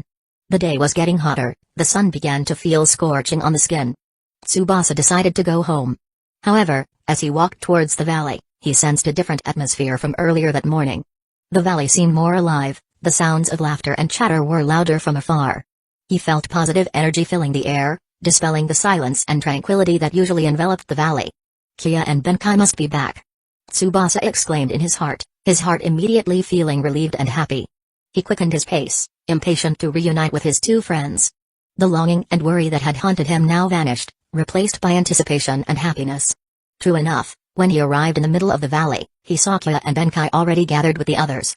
They looked cheerful and excited, sharing stories about their adventures over the past 2 days. The children rested in their mother's arms, seeming to laugh along as if understanding that their fathers had returned safely. Tsubasa-sama! Kia exclaimed, seeing Tsubasa approaching. He immediately approached Tsubasa with a wide smile. We're back. And the mission was successful. He showed the ninja corpses they had brought as proof of their mission's success. Welcome back, Tsubasa greeted Kia and Benkai with a relieved smile. I'm glad you both returned safely. He shook hands with Kia and Benkai, feeling extraordinary relief seeing them return unharmed. It's all thanks to Tsubasa-sama's ninjutsu, Benkai chimed in proudly. Rasengan is truly amazing. The enemy didn't stand a chance at all. He recounted how effective the Rasengan was in their battle, praising Tsubasa's genius in creating such a powerful ninjutsu. Kia nodded in agreement. We managed to get the ninja corpses that Tsubasa-sama needed. Here they are. Kia handed a large scroll to Tsubasa. The scroll looked rather worn, one of the few relics of the Takagami clan that survived the destruction. Tsubasa calmly accepted the scroll. He did not immediately open it, but instead suggested holding a welcome party for Kia and Benkai. Let's celebrate your return with a small party. It's been a long time since we partied together. He wanted to celebrate this happy moment with his little family, strengthening the bonds of brotherhood and togetherness among them. Initially, Kia and Benkai slightly refused, feeling it was not appropriate to party as if nothing important had happened. They felt this was unnecessary. However, Tsubasa was determined to celebrate this happy moment. He knew that togetherness and happiness were the most precious things, and they deserved to have fun after completing a dangerous mission. Finally, the 7 of them and the 3 little babies partied together joyfully. They roasted chicken, made rice balls, onigiri, and enjoyed fresh fruits. Laughter and cheerful conversation filled the valley, warming the evening atmosphere. The presence of the small children added to the warmth and happiness of their party. The night grew late, and the welcome party ended. After everyone had fallen asleep, Tsubasa quietly left his house. He headed to a small building that stood somewhat apart from the other houses. The building was a simple laboratory that he had built himself, a place where he would experiment with the Venom Ninjutsu. The laboratory was his secret place, where he would test the limits of his power and develop the hidden potential within him. The room looked empty and silent, only illuminated by the dim light of a torch. Tsubasa unrolled the scroll given by Kya, revealing its contents. A thin plume of smoke escaped from the scroll, then Tsubasa saw the lifeless body of a ninja lying on a wooden table in the middle of the room. The corpse looked pale and stiff, but perfectly preserved. The corpse looked like it had died some time ago, but Kya and Benkai had managed to preserve it using ninja techniques taught in the Takagami clan in the past. Tsubasa nodded in satisfaction. This corpse was good enough for his first experiment. He felt excited and eager, impatient to test Venom's power immediately. Without wasting time, Tsubasa began to string together the hand seals that had been imprinted in his memory since the Venom ninjutsu was completed. His fingers moved nimbly and quickly, forming intricate seals that triggered the flow of chakra within his body. He felt an extraordinary chakra energy flowing rapidly in his veins, ready to be released. This was the first time he had used this ninjutsu directly, but it felt like he already had years of experience. His hand movements were swift and precise, chakra flowed smoothly within his body, as if Venom was already an inseparable part of him. Some mysterious black symbols and writing appeared from his palms as he touched the corpse's chest. The symbols crept across the corpse's body, covering skin, clothing, and anything attached to it. The corpse began to shrink slowly, as if being absorbed into another dimension. A pitch-black light enveloped the corpse, then the light shot towards Tsubasa's body, merging with his body without resistance. After the black light merged with his body, Tsubasa immediately sat cross-legged on the floor, closed his eyes, and began to concentrate on fully activating the Venom ninjutsu. He focused all his attention on the process of activating Venom, feeling the energy changes within his body. He felt a strange sensation spread throughout his body, the chakra within him spinning rapidly, absorbing energy from the corpse he had just absorbed. The sensation felt strange but not frightening, instead arousing curiosity and excitement within him. Time passed quickly. Approximately an hour later, Tsubasa slowly opened his eyes. He stood up calmly, feeling the changes taking place within his body. His strength and chakra felt slightly increased, although the change was not too significant. Suddenly, a pitch-black liquid began to seep from the pores of his skin, enveloping his entire body like a cloak. His body turned pitch black, then he disappeared, sinking into the ground like a liquid. He felt himself merge with the earth, moving freely and without hindrance beneath the earth's surface. With incredible speed, he moved underground, passing through intertwined tree roots, darting away from his laboratory. He felt an extraordinary sensation as he moved underground, like swimming in an ocean of darkness. In a few moments, Tsubasa reappeared to the surface, in a place several kilometers away from the Hidden Valley. He stood upright, feeling new power flowing within him. He smiled in satisfaction, ensuring that his cheat was indeed working perfectly. The ability that was once only possessed by the two Zetsu in the Naruto world, now belonged to him. Venom was reality, no longer just a theory or imagination. Venom. An extraordinary ninjutsu, Tsubasa murmured in admiration. And this was not yet fully complete. He could still continue to absorb other corpses to improve his abilities, both to strengthen his brain and his body's resistance. Venom had unlimited potential, and he had just opened the gate to extraordinary power. If he continued to hunt corpses and absorb them, he was sure that one day he would surpass the power of Senju Hashirama. Tsubasa laughed out loud, imagining himself replacing Hashirama as the god of shinobi in the future. A new ambition had ignited in his heart, the ambition to become the strongest ninja in the world, with the power of the Venom ninjutsu in his hands. The shinobi world would tremble under his power, the Takagami clan would rise again, and he would stand at the pinnacle of power, carving his name into the history of the ninja world. Chapter 5, Grim Harvest. The clang of steel clashing was deafening, echoing across the vast grasslands, now transformed into a sea of blood and death. The coppery scent of blood mingled with the smell of damp soil and torn grass, creating a sickening stench on the battlefield. The odor of death permeated every fiber of the air, choking the lungs and triggering an unbearable nausea. The land, once green and fertile, was now blackish red, trampled and strewn with corpses, a silent witness to the cruelty of war. Amidst this chaos, a young ninja staggered backward, his chest stained crimson with dark blood. The katana in his hand trembled, almost slipping from his grasp. The young ninja's face was ashen, his eyes wide with shock and pain. His breath came in ragged gasps, blood flowing from the gaping wound in his chest. Before him stood a ninja of similar age, holding a katana dripping with fresh blood. Ganjutsu. You. The young ninja groaned with difficulty, trying to withstand the pain that spread throughout his body. The enemy's Ganjutsu had trapped him, disrupting his senses and leaving him vulnerable to a fatal attack. He regretted his carelessness, too confident in his own abilities, ultimately falling into the enemy's trap. The ninja before him sneered coldly, utterly merciless. His sharp, cold eyes radiated terrifying cruelty, like the eyes of a serpent ready to devour its prey. Deception is part of battle. You're too naive if you think honor will save you on the battlefield. His words pierced the young ninja's heart. With a swift and ruthless movement, he swung his katana, ending the young ninja's resistance. A flash of the blade split the air, and the gruesome sound of a slicing blow ended the life of the unfortunate young ninja. The young ninja's body collapsed to the ground with a thud, his eyes still wide, staring at the vast sky.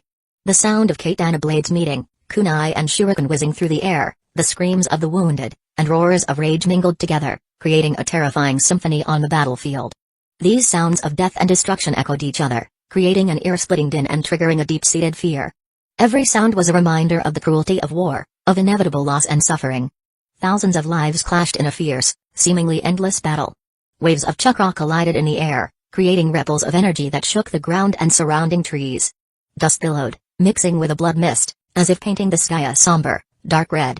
The once bright blue sky was now covered in dust and smoke clouds, the sun dimmed behind the darkness engulfing the battlefield. Some warriors fell, collapsing to the earth, yet their fighting spirit remained unyielding. With their remaining strength, they rose again, charging at the enemies blocking their path, all to protect their clan's honor, their families, and their homeland. Their spirit burned brightly, even as death lurked at every step. Their resolve was the last shield against despair, the strength that drove them to keep fighting even on the brink of destruction. However, many also fell and never rose again. Their lifeless bodies lay scattered, silent witnesses to the brutality of war. Severed limbs, weapons lying beside them, blood pooling on the ground around them. Their eyes, once full of spirit, now stared blankly at the sky, their hands that once gripped weapons now limp and powerless. Life had abandoned them on this cruel battlefield, leaving only emptiness and eternal silence. In the midst of the horrifying battlefield chaos, black shadows occasionally appeared and disappeared as fast as lightning. Their movements were too fast to be caught by ordinary human eyes, leaving an impression of mystery in the darkness. Their presence was like the whisper of death amidst the battle's clamor, like ghosts lurking among the fighting warriors. They moved silently, undetected, as if part of the darkness itself. The figure moved in the depths of the ground amidst the battling warriors, like a ghost seeking prey. Every movement was utterly silent, and each time the black shadow disappeared, several corpses nearby vanished with it, as if swallowed by the earth without a trace. This strange phenomenon occurred repeatedly, yet no one on the battlefield noticed, as they were too engrossed in the raging fierce battle. Their minds were too focused on the life and death struggle before their eyes. Every second was a fight for survival, to avoid an opponent's katana slash, to avenge the deaths of their comrades. Their attention was entirely focused on the battle, leaving no room to notice other things around them. The black shadow and disappearing corpses were merely insignificant details amidst this hellish din. They were humans fighting for their lives, with no room to heed things outside the scope of battle. As the sun began to lean westward, signs of exhaustion began to appear on both sides. The number of casualties continued to rise, and the losses suffered were already too great. The burning spirit at the start of the battle was now beginning to dim, replaced by despair and a desire to end it all. The surviving warriors began to feel extraordinary fatigue, both physically and mentally.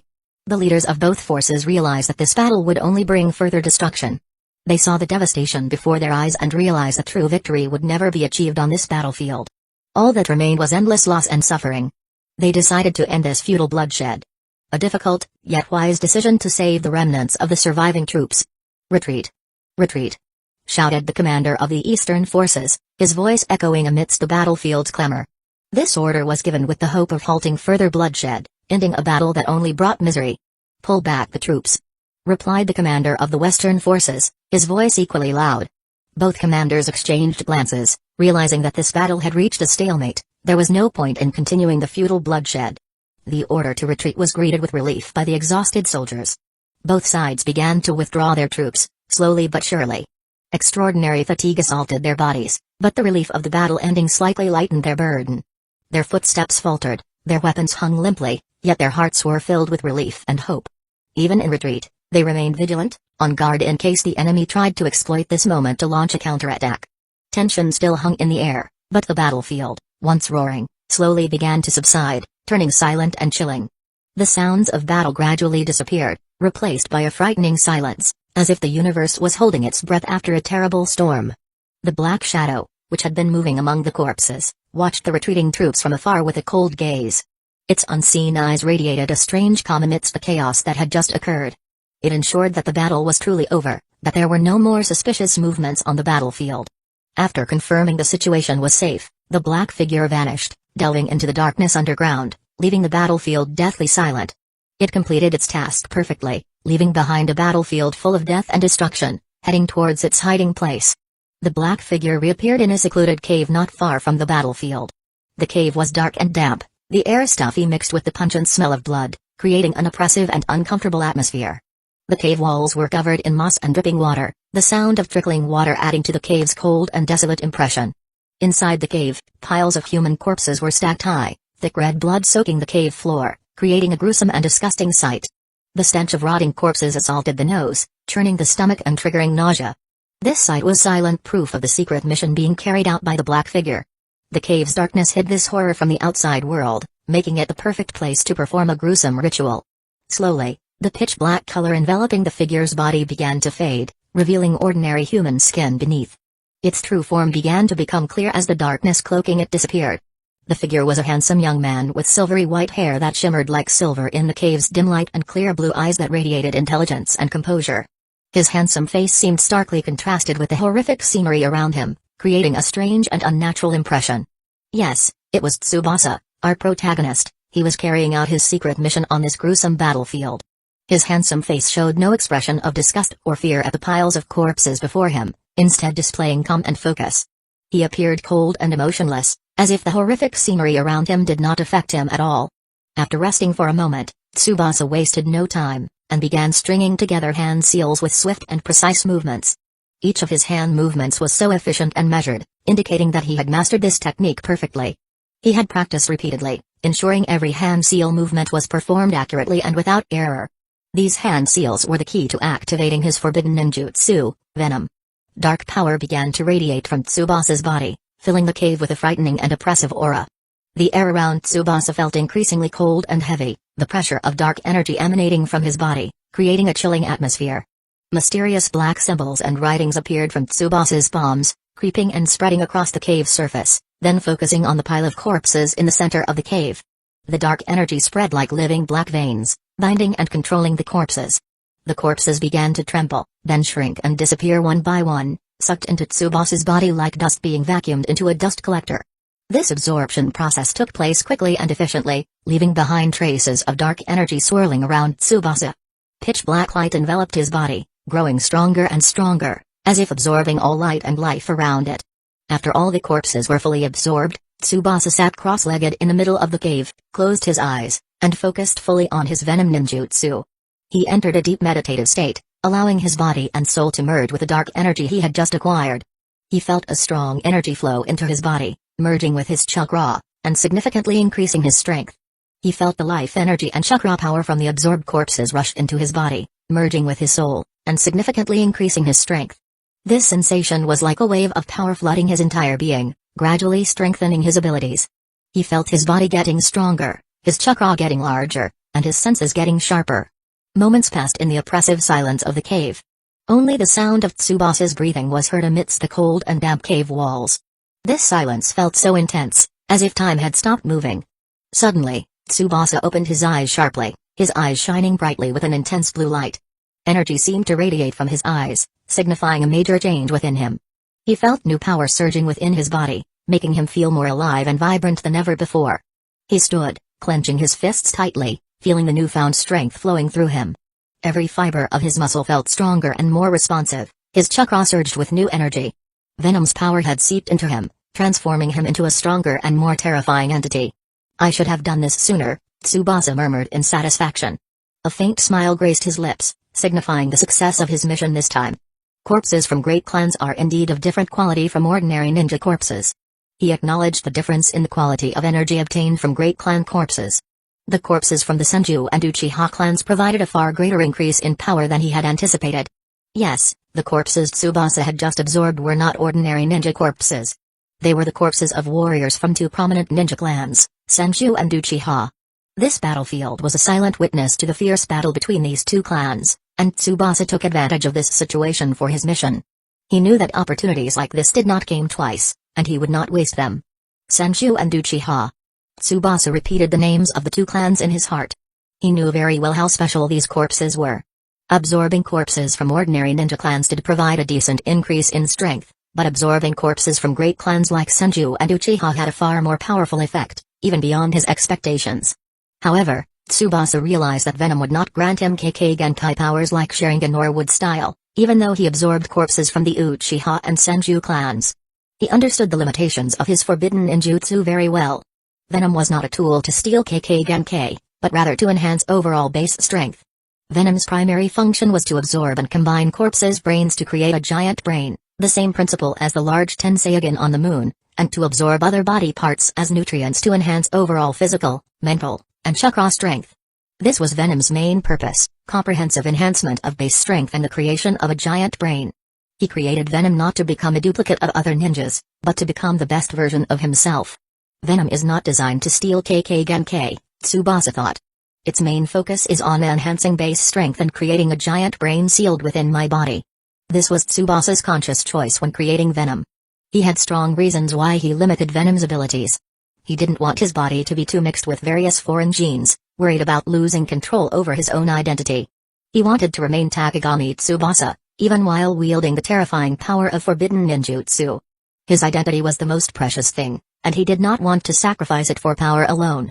After finishing absorbing all the nutrients from the Senju and Uchiha corpses, Tsubasa once again wrapped himself in a pitch-black cloak of venom substance. The transformation into a black shadow figure occurred again, concealing his true identity. He returned to being a mysterious and terrifying entity. With incredible speed, he darted underground, leaving the cave, and heading towards the hidden valley that was his home. He couldn't wait to return and test the new power he had just acquired. Venom's power was the key to the Takagami clan's future, and he was determined to utilize it to its fullest potential. Chapter 6, Valley Kinship. Having glided through the tree roots far beneath the earth at lightning speed, Tsubasa arrived back in the Hidden Valley, his home. Underground travel with Venom always felt unique, the fluid and unhindered sensation giving a feeling of both calmness and thrill. The darkness of the earth became a boundless canvas for his movements, the subterranean world seeming to welcome him as part of itself. Tsubasa emerged silently beneath his simple wooden house, then immediately headed for the bathroom. The coppery scent of blood from the battlefield might still cling to his body, and he didn't want that smell disturbing the peace of the valley. He wanted to cleanse himself of all stains and the stench of death, returning to being the usual Tsubasa, the boy loved and respected by his family. After taking a warm bath and changing clothes, Tsubasa's stomach began to rumble loudly. The hard work of absorbing corpses on the battlefield had indeed drained his energy. He felt extraordinary fatigue, but also satisfaction at having successfully completed his mission.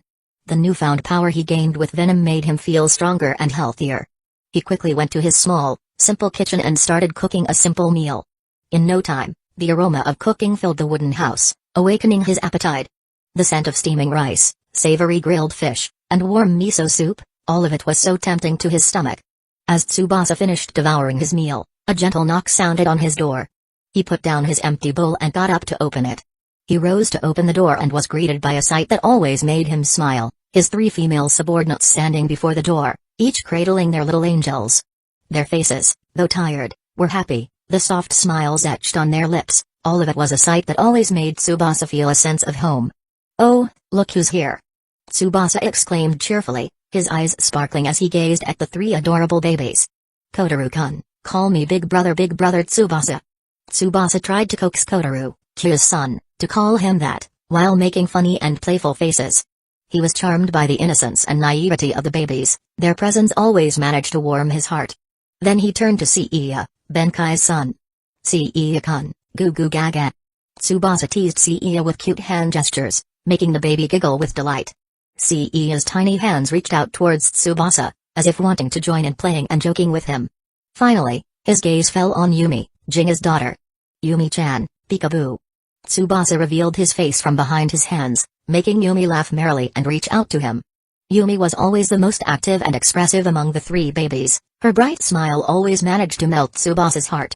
The 3 babies showed different reactions to Tsubasa's antics. Kotaru looked curious and tried to grab Tsubasa's hand, Seiya giggled and babbled happily, while Yumi laughed cheerfully and reached out her hand.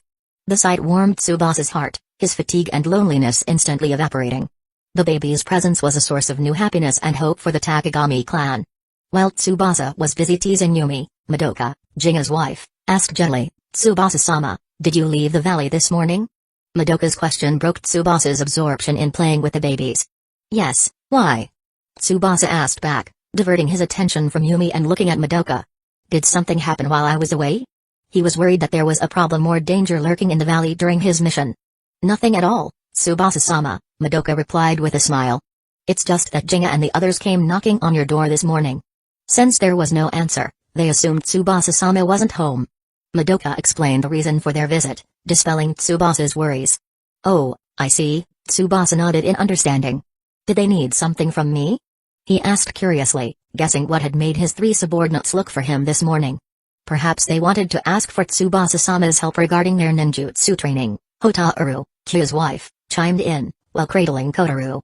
Hotaru guessed the reason for their husband's visit, recalling the burning spirit of ninjutsu training that had been in them lately. Oh.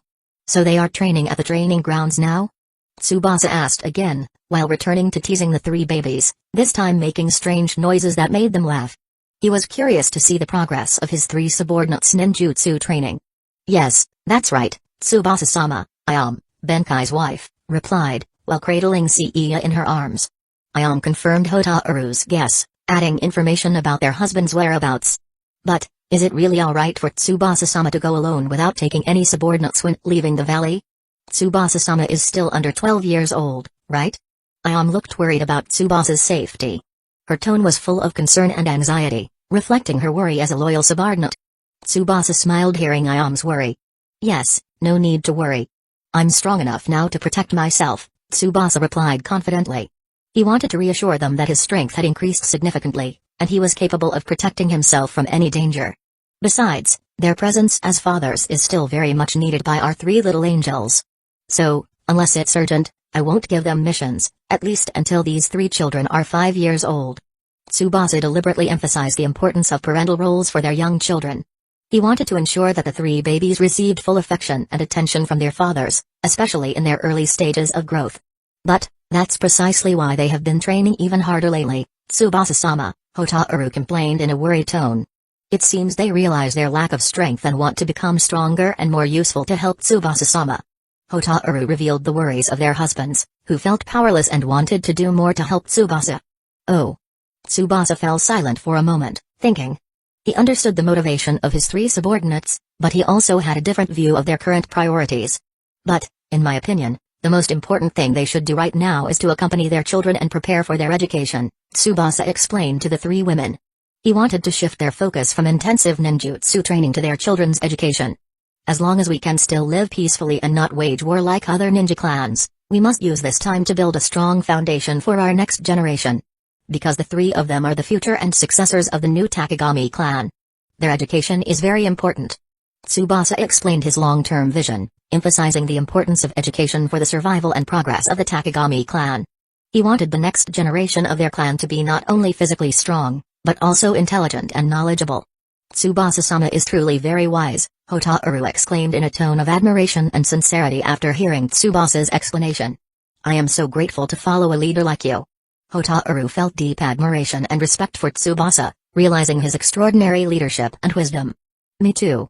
And me too. Ayam and Madoka chimed in unison, showing their respect and loyalty to Tsubasa.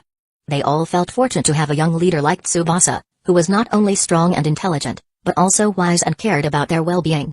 After playing and chatting with the three adorable babies for a while, Tsubasa finally decided to go to the training grounds. He felt the need to meet his three subordinates and provide training guidance to them. The three babies stared at him with teary eyes as Tsubasa said goodbye, making Tsubasa's heart soften slightly. However, he knew he had to meet his subordinates and provide training guidance to them. He promised himself to return soon and continue playing with the babies after he was done with his business. Arriving at the training grounds, Tsubasa immediately noticed his three subordinates who were focused on training their respective ninjutsu. The sound of wind whistling, earth rumbling, and water splashing filled the air, indicating the intensity of their training. Kya looked serious, training his futon ninjutsu. After stringing together several hand seals quickly, gusts of wind in the shape of a tornado suddenly appeared around him, creating a strong defensive shield. The wind was capable of blowing away anything that was nearby, showing the power of the futon ninjutsu that Kya had mastered. He continued to train chakra control and increase the power of his ninjutsu, determined to become stronger and more useful to the Takagami clan. Benkai, with his sturdy body, trained his earth-style ninjutsu. The ground in front of him began to tremble and rise, forming a solid and thick earth wall. Then, Benkai punched the earth wall with his hands covered in earth gloves. His fist struck the earth with tremendous force, creating large cracks in the earth wall. His movements reminded Tsubasa of earthbenders in Avatar, powerful and sturdy. He continued to train his physical strength and develop his earth-style ninjutsu, determined to become a protective shield for the Takagami clan. Jinga trained his water-style ninjutsu in a unique style. Water from the small river near the training grounds was controlled by his water-style chakra, forming thin water discs that spun at high speed. Jinga threw the water discs at wooden targets in the distance. The water discs shot sharply and easily cleaved the wooden targets into several pieces.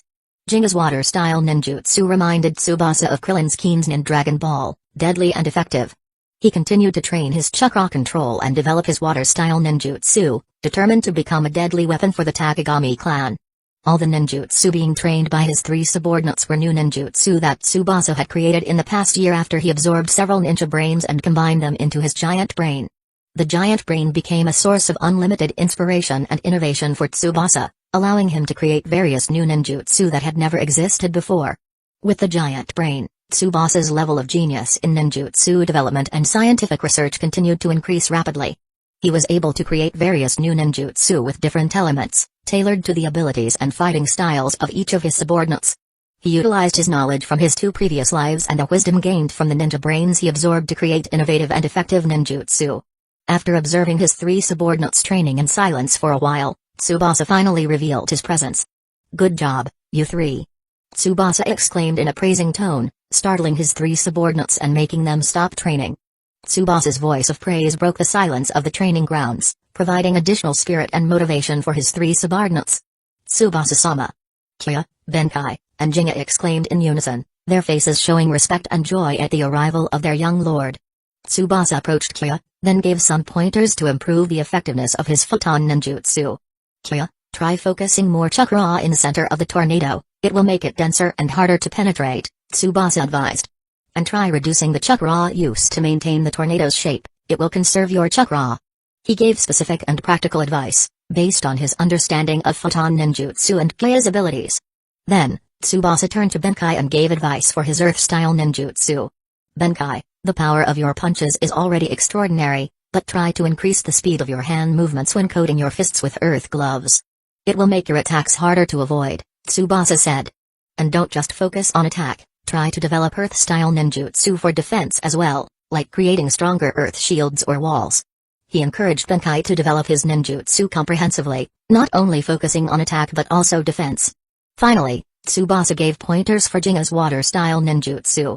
"Jinga, your water discs are already very sharp, but try to increase their rotation speed even further. That will increase their cutting power," Tsubasa said. "And try varying the shape of your water discs, not just thin discs, try making water discs that are larger or smaller, adjust to the battle situation." He encouraged Jinga to be creative and further develop his ninjutsu, adapting to various combat situations they might face. The 3 subordinates listened to Tsubasa's instructions attentively, digesting every word spoken by their young lord. They appreciated Tsubasa's guidance and were determined to implement his advice in their training. After Tsubasa finished giving pointers, they immediately returned to training, trying to apply the advice Tsubasa had given to their ninjutsu. Their training spirit rekindled, inspired by the guidance and praise from their young lord. After the ninjutsu training session, Tsubasa repeated a similar explanation to what he had conveyed to their wives earlier. He emphasized the importance of their children's education and their role as fathers in their children's development. He wanted these new fathers to realize their responsibilities as parents and educators for the next generation of the Takagami clan. Kya, Benkai, and Jinga listened to Tsubasa's explanation with full attention and understanding. They realized that Tsubasa was not only their leader, but also a mentor and friend to them all.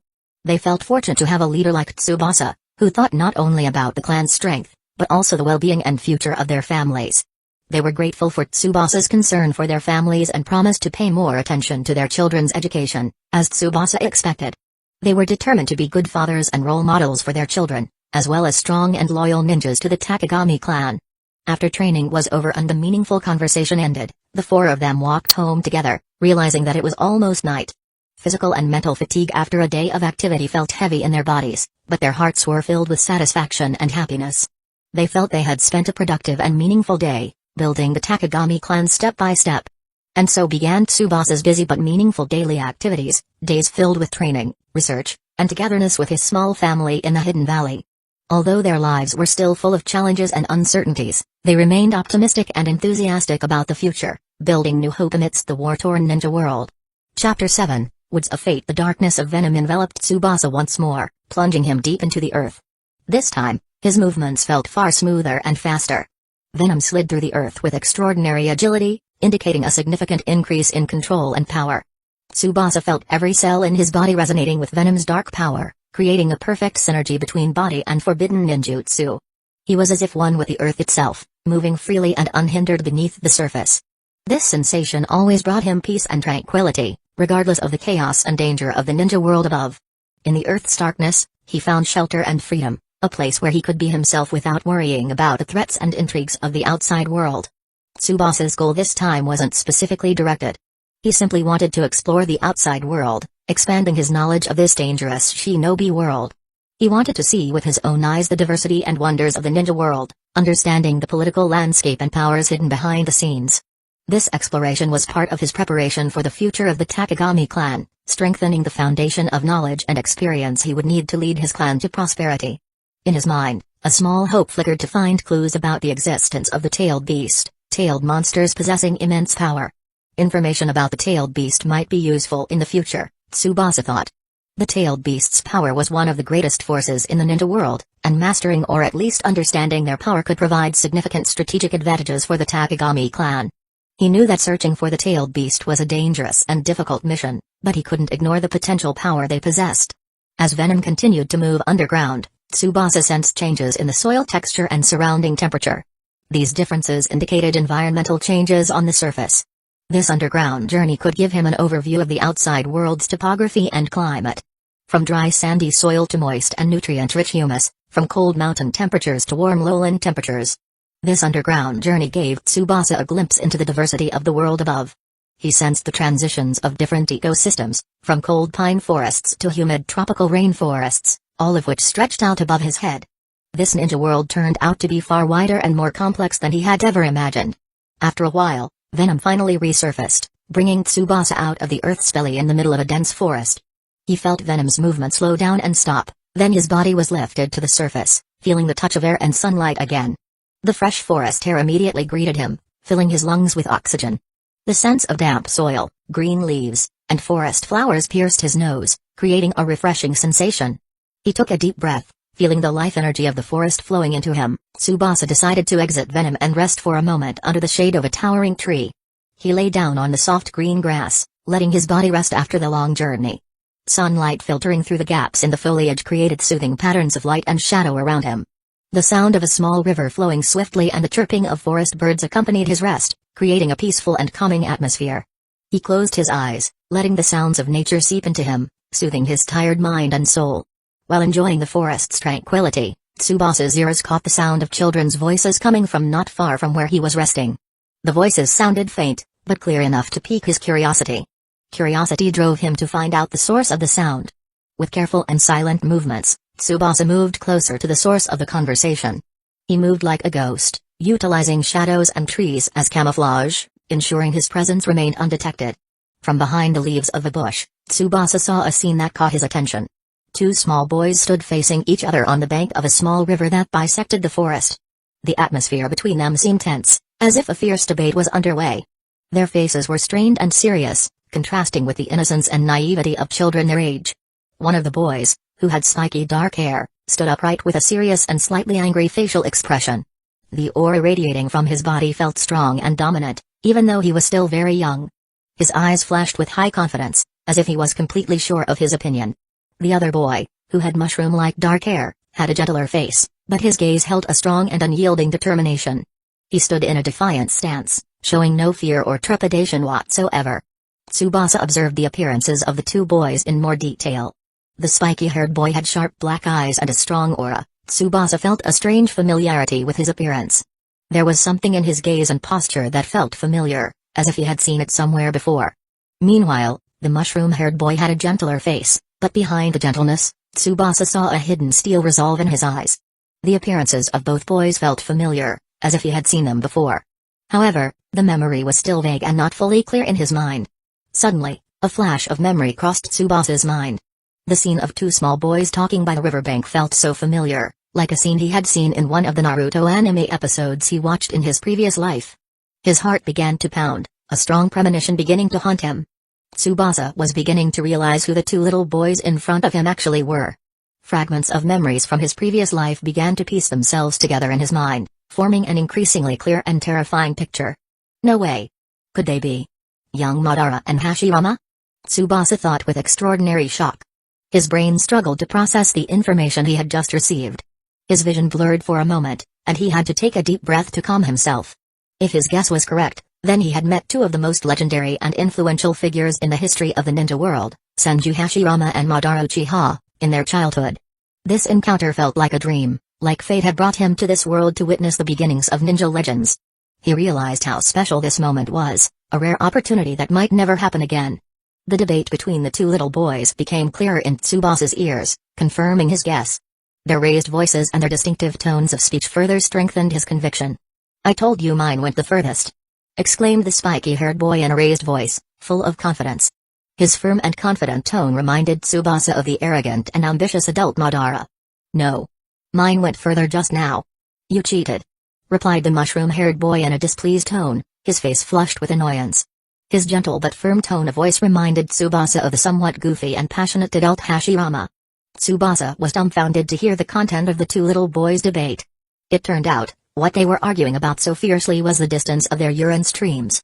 This childish scene was in stark contrast to their future image as legendary ninjas who would shake the shinobi world.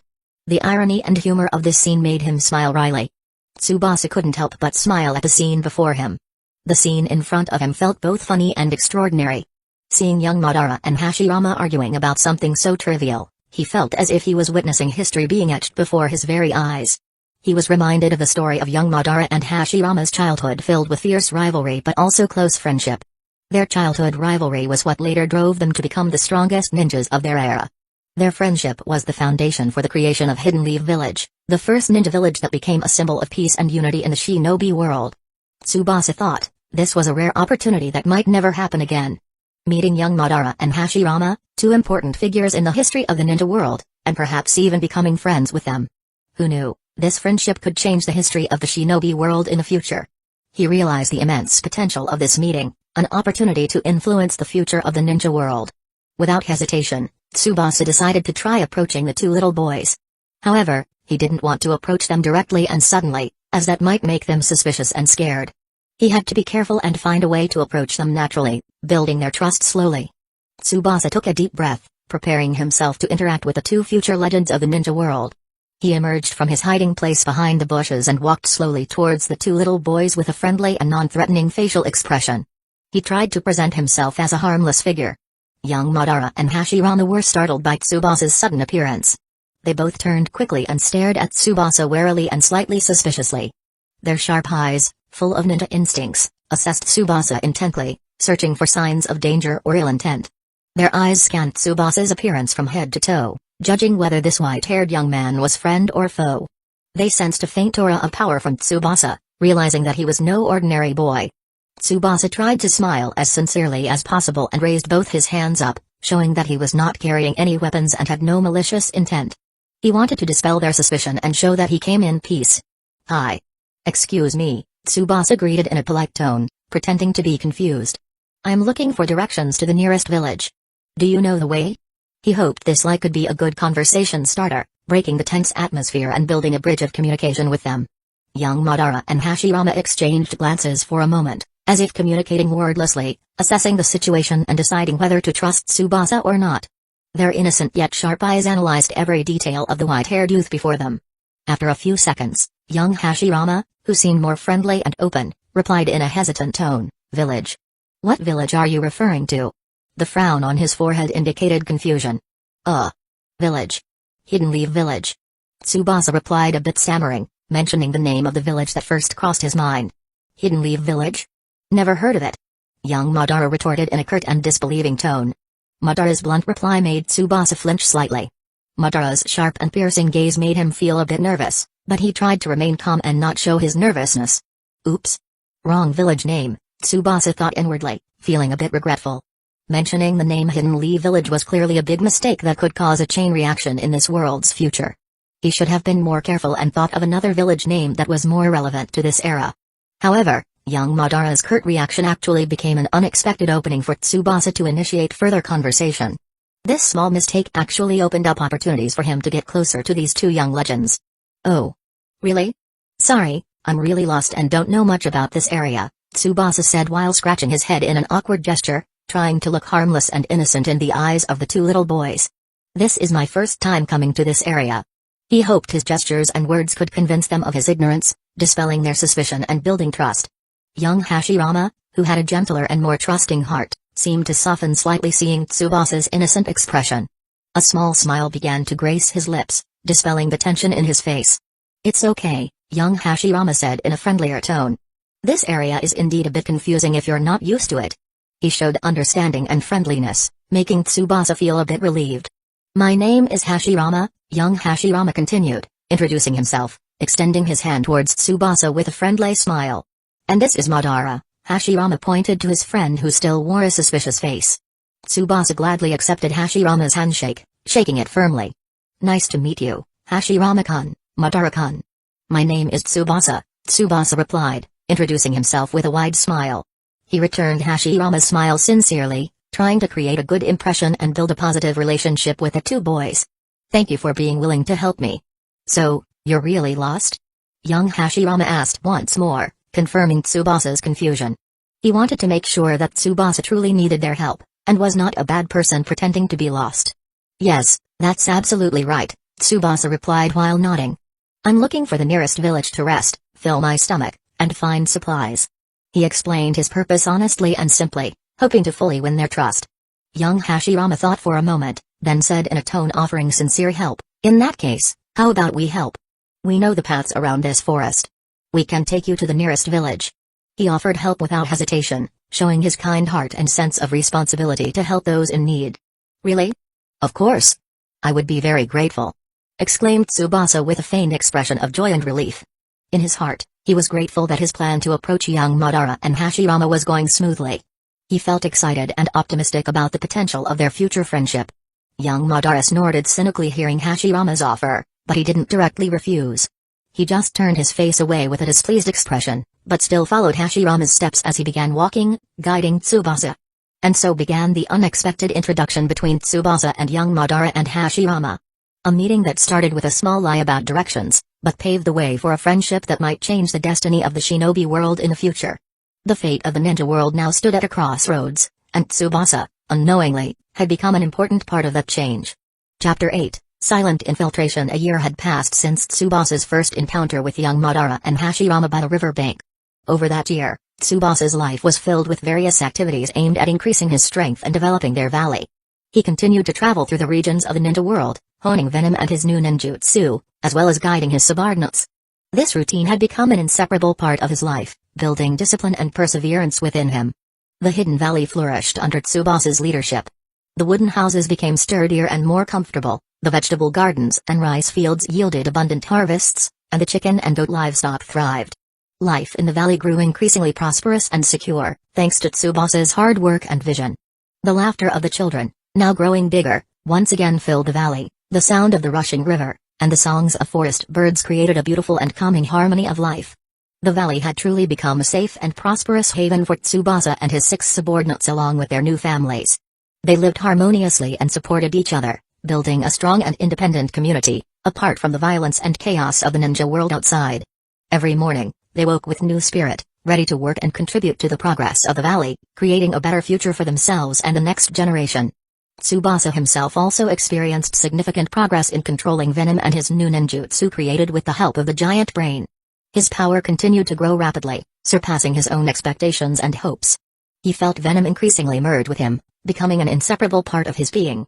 He became more proficient at using venom to move quickly underground, absorb chakra and nutrients from corpses, and control the black entities that could manipulate other people's bodies. Venom's diverse and complex abilities gave Tsubasa flexibility and adaptability in various combat situations. He continued to experiment and develop venom, seeking ways to maximize its potential and create even more deadly new techniques. The elemental ninjutsu he taught his subordinates also continued to develop and strengthen, showing the great potential of the giant brain. Kya, Benkai, and Jinga increasingly mastered their respective ninjutsu, showing remarkable progress in their training. Every time Tsubasa saw them training diligently, he felt proud and optimistic about the future of the Takagami clan. He knew that with hard work and his guidance, they would become strong and reliable ninjas, capable of protecting the valley and their families from any danger. However, amidst all the busyness and progress, Tsubasa never forgot his primary goal for this year, to seek information about the tailed beast. He realized that the power of the tailed beast was essential to realize his ambitions in this dangerous shinobi world. The tailed beast were the key to achieving unmatched power, to protect the Takagami clan and create a more peaceful and prosperous world. Therefore, once again, Tsubasa decided to leave the valley, using venom to journey far. This time, his destination was a region believed to hold traces of the tailed beast, based on vague information he had heard from various sources. This information was widespread among merchants and travelers, legends hidden behind the veil of the ninja world's mysteries. On his journey, Tsubasa decided to disguise himself as a traveling merchant. He donned simple clothing, carried a woven basket filled with a few merchandise items, and slightly altered his appearance to avoid being too conspicuous. This disguise was a clever strategy to conceal his true identity and make it easier for him to interact with people without arousing suspicion. He moved from place to place, posing as an ordinary person seeking a livelihood, observing and listening carefully for any information that might be useful to him. Tsubasa visited various towns and villages, from fishing settlements by the coast to bustling trading cities in the plains. He journeyed from place to place, peddling his wares, and listening to folk tales and ancient legends that might be related to the tailed beast. Every interaction, every conversation, he utilized to seek clues and information that might bring him closer to his goal. He also spread his small information network, enlisting the help of other merchants and travelers to find out if there was any news or strange occurrences related to the chakra power of large monsters. He built relationships with various people, creating eyes and ears throughout the ninja world, expanding the reach of his search and increasing his chances of success. Several weeks passed without significant results. The information Tsubasa obtained was still in the form of rumors and vague stories, without concrete evidence pointing to the existence of the tailed beast. Feelings of frustration and despair began to haunt him. Would his search this time be in vain? Had he gone in the wrong direction and wasted his time? However, Tsubasa did not give up. He knew that finding the tailed beast was not an easy task. He continued his search diligently, following every small clue and listening to every story that might contain valuable information. His perseverance and patience were his main weapons in facing this difficulty. He was confident that with persistence and thoroughness, he would find what he was looking for. One day, while Tsubasa was in a bustling port city, he stopped at a tavern to rest and fill his stomach. The tavern was crowded with people from all walks of life, from merchants and sailors to ninjas and wanderers. The sound of chatter filled the tavern room, creating a lively and vibrant atmosphere. The aroma of sake and grilled food mingled in the air, creating a typical port tavern ambience. Tsubasa ordered a warm drink and sat in a corner of the tavern, listening to the conversations of people around him. His trained ears suddenly caught the conversation of several men at the next table that caught his attention. They were talking about a ninja clan that had recently been seen active in the area around the port city. Their tone of voice was hushed, as if afraid of being overheard, creating an aura of mystery and secrecy. The Karasuma clan. They suddenly appeared and caused quite a stir in this town, one of the men at the table whispered, as if afraid of being overheard. His tone was full of anxiety and uncertainty, creating a tense atmosphere around their table. I heard they are very strong and mysterious, another man chimed in with a curious tone. No one knows what their real purpose is. Some say they are looking for something around here. Questions and speculations began to arise, creating an increasingly burning mystery. The name Karasuma immediately jolted Tsubasa's attention. Karasuma clan. The name sounded familiar and evoked bad memories in his mind.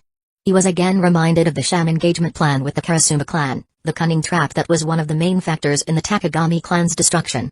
The anger and resentment that had been buried in his heart rekindled, ready to explode at any moment. Tsubasa's heart pounded, his blood boiled with renewed anger and resentment. The sudden appearance of the Karasuma clan in this area felt too suspicious. Tsubasa sensed that there was something important behind their arrival. A bad premonition began to haunt him. He was sure that the Karasuma clan did not come to this city without a clear reason. Without hesitation, Tsubasa decided to find out more about the Karasuma clan and their purpose. He approached the table where those men were sitting, pretending to be interested in their conversation. He hid his anger and resentment behind the mask of friendliness and innocence. "Excuse me, gentlemen," Tsubasa greeted in a friendly and polite tone, hiding the anger and resentment raging in his heart. "What are you talking about? It sounds very interesting." He put on an expression of curiosity and interest, hoping to blend in with them and get the information he needed. The men turned to Tsubasa, slightly startled by his sudden appearance. They exchanged glances for a moment, assessing whether this foreign young man could be trusted or not. Their gazes scrutinized Tsubasa from head to toe, finding out if he had any hidden intentions. "Oh, it's nothing, young man," one of the men at the table replied dismissively. "Just talking about the Karasuma clan, who are currently a hot topic in this town." His tone was flat and unfriendly, as if not wanting to involve Tsubasa in their conversation. "Karasuma clan? What clan is that?" Tsubasa asked, feigning ignorance, putting on an innocent and curious expression. "This is the first time I've heard of them. Are they a famous ninja clan?" He tried to elicit information from them, pretending to be ignorant so they wouldn't be suspicious and would be willing to tell him more. The man chuckled hearing Tsubasa's question. "You really don't know? The Karasuma clan is a fairly well-known ninja clan in the northern region," the man explained in a slightly arrogant tone. "They are a powerful and influential ninja clan there. But for some reason, they suddenly moved their entire clan to a small port town like this. Very strange, isn't it?" He expressed his surprise and suspicion towards the Karasuma clan's appearance in this town. Tsubasa listened intently to every piece of information the man gave, recording every detail in his sharp memory. He tried not to appear too interested or suspicious, keeping his expression neutral and friendly. However, in his heart, the determination to investigate the Karasuma clan grew stronger. His instincts told him that this clan might be related to his search for the tailed beast. His sharp ninja intuition sensed something was wrong with the Karasuma clan's movements, as if they were harboring a dark secret hidden deep within. After feeling he had gathered enough information from the brief conversation, Tsubasa thanked the men at the tavern and immediately left the place. His footsteps were quick and firm, his mind already filled with plans to investigate the Karasuma clan further. He rented a room at a nearby inn, locked himself in the silence of the room, and began to formulate a plan to investigate the Karasuma clan more deeply. The simple inn room became his temporary headquarters, a place where he formulated strategies and prepared himself to face any danger that might lie ahead. That night, under the pale moon hanging in the sky, Tsubasa decided to move. He activated Venom, letting the darkness envelop his body, and slipped out of the inn without making a sound. With Venom, Tsubasa moved quickly and stealthily towards the area believed to be the Karasuma clan's base, based on the information he obtained from the tavern. He was determined to uncover the mystery behind the Karasuma clan and find out their purpose in moving their base to this city. Curiosity and suspicion drove him to take risks, even though he realized the danger that might await him. Tsubasa felt a bad premonition haunting him, but he still moved forward with burning determination. Resentment and curiosity were the fuel that drove him to keep going, even though he knew he was walking into the enemy's lair. He would not let his past continue to haunt him. He would face the Karasuma clan and find out the truth hidden behind their movements. As Venom moved underground, Tsubasa prepared himself for the worst possible scenarios. He was ready to face whatever awaited him at the Karasuma clan's base. He sharpened his ninja instincts, increased his vigilance, and prepared various strategies to face an unknown enemy. Unbeknownst to him, Tsubasa was getting closer and closer to the Karasuma clan's territory, a place that would reveal the dark secrets of his past and change his destiny forever. He did not know what he would find there, but he was sure that there was something suspicious behind the Karasuma clan's sudden relocation. His resolve was firm, he would not back down and would face whatever stood in his way. With steadfast determination, Tsubasa continued forward, deeper and deeper into enemy territory. His resolve was strengthened by the darkness of the night that veiled his actions. The night wind blew coldly, as if warning Tsubasa of the danger lurking ahead. The rustling wind through the trees sounded like mysterious whispers, adding to the night's chilling impression. However, Tsubasa did not flinch, he continued to move forward, guided by his ninja instincts. He would not let fear control him, his determination to uncover the truth was far stronger than any fear. This night would be a long and eventful night for Tsubasa. This night would test his courage and determination, challenging him to face his past and determine the direction of his future.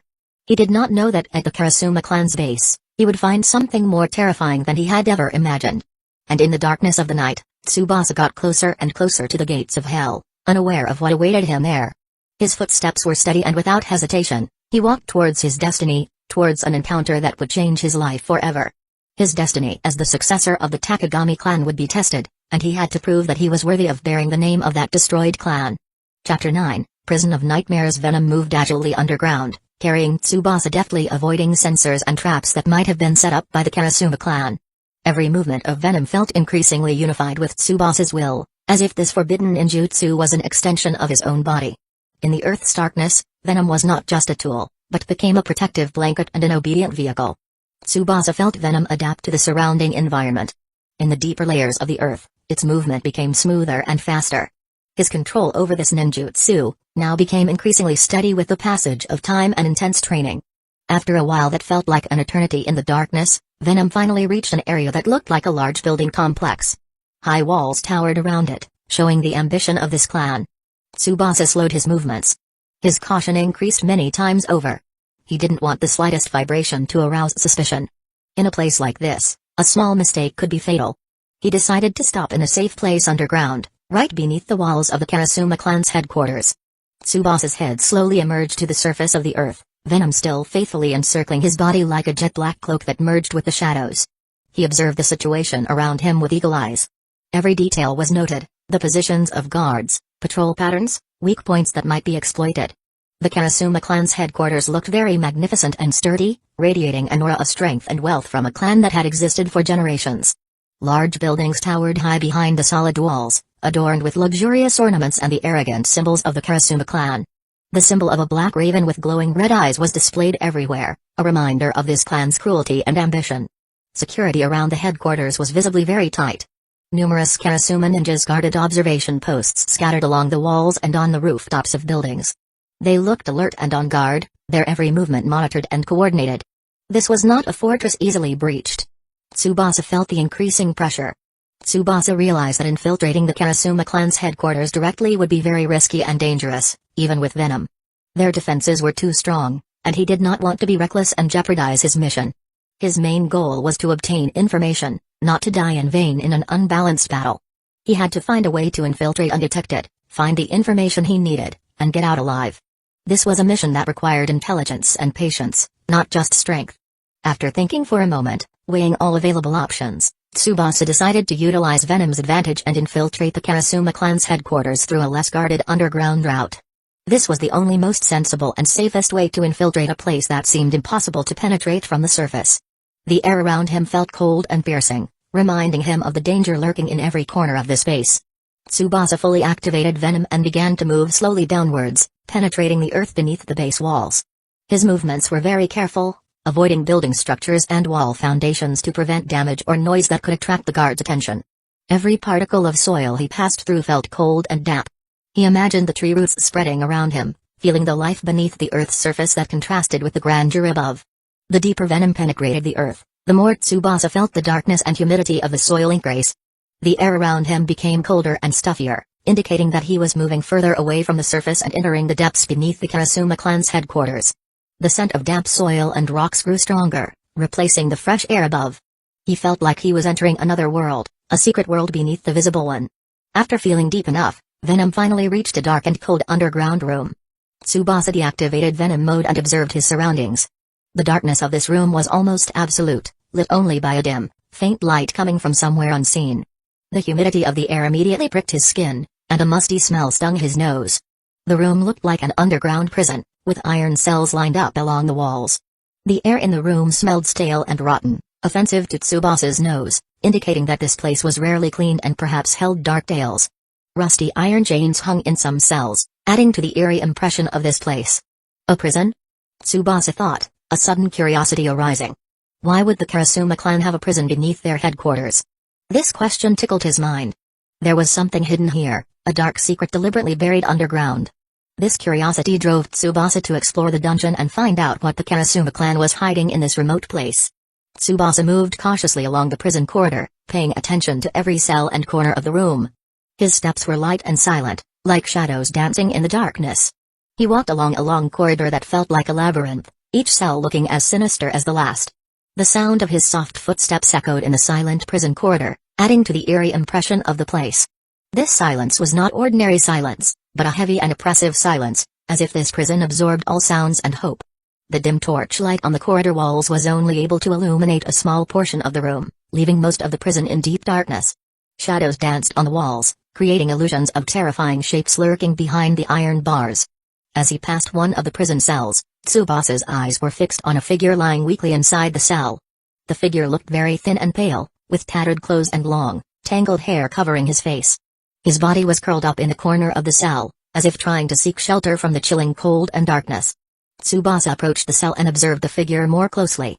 Tsubasa's heart pounded. He felt a strange and familiar feeling as he looked at the figure. There was something in his posture, in the aura of sadness emanating from him, that caught his attention. The figure slowly raised his head, turning towards Tsubasa. The figure's gaunt and dirty face met Tsubasa's eyes. Behind the dirt and hair covering his face, there was something familiar, something that touched the depths of his heart. Tsubasa was shocked, his eyes widened, he couldn't believe what he was seeing. "Brother." Tsubasa whispered softly, almost inaudibly. His voice caught in his throat, between hope and disbelief. The figure in the cell was Takagami Azura, his older brother in this life.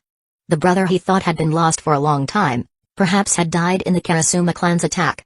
Finding Azura alive, in a place like this, was an unimaginable shock. Tsubasa truly did not expect to find his brother still alive, and in such a miserable condition. Azura looked very weak and suffering, like a prisoner who had been tortured and neglected for a long time. An aura of despair radiated strongly from his fragile body. Azura's legs and arms appeared to be stumps, burn marks and lacerations were clearly visible all over his body. Azura's eyes also appeared to have been gouged out, leaving horrifying empty sockets staring straight ahead but seeing nothing. The Karasuma clan's cruelty was clearly etched on his brother's body.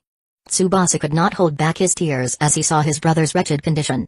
He felt his heart shatter into pieces seeing Azura's suffering. Anger and sadness mixed together in his chest. The Karasuma clan. They are truly cruel and inhumane, Tsubasa thought with burning rage. He swore to avenge his brother's suffering and the destruction of his clan. This vengeance would become the fuel for his struggle, the motivation to destroy the Karasuma clan to its roots. However, before that, he had to save his brother and get him out of this terrible prison. Vengeance could wait, but his brother's life could not. Tsubasa immediately entered the prison cell in venom mode. "Brother, it's me, Tsubasa," Tsubasa said softly, trying to rouse Azura from his despair. His voice was full of affection and worry. He hoped Azura still recognized him, that their sibling bond had not been completely severed by time and suffering. Azura stared at Tsubasa with a blank and confused gaze, as if not recognizing his own younger brother. His empty eyes stared at Tsubasa unfocused, as if looking through him. "Tsubasa." Azura murmured faintly, his voice hoarse and weak, almost inaudible. Tsubasa helped Azura sit up. He felt his brother's body was very thin and fragile, just skin and bones. The touch of Azura's skin felt cold and clammy, like a living corpse. While helping Azura, Tsubasa observed his brother's physical condition in more detail. Every wound, every mark of torture, was clearly etched on Azura's body.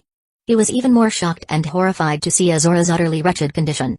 The wounds on Azura's body looked uncared for and infected, smelling rotten and pungent. This stench stung his nose, making him nauseous and angry. Tsubasa could no longer hold back his tears. He felt his heart truly break seeing his brother's suffering. Tears flowed freely down his cheeks, mixed with anger and determination to avenge him. The Karasuma clan. They are truly barbaric.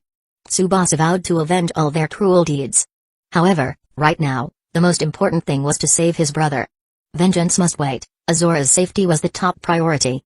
Tsubasa separated part of venom and covered Azura's body with the black layer. Venom would carry Azura and help him out of this place.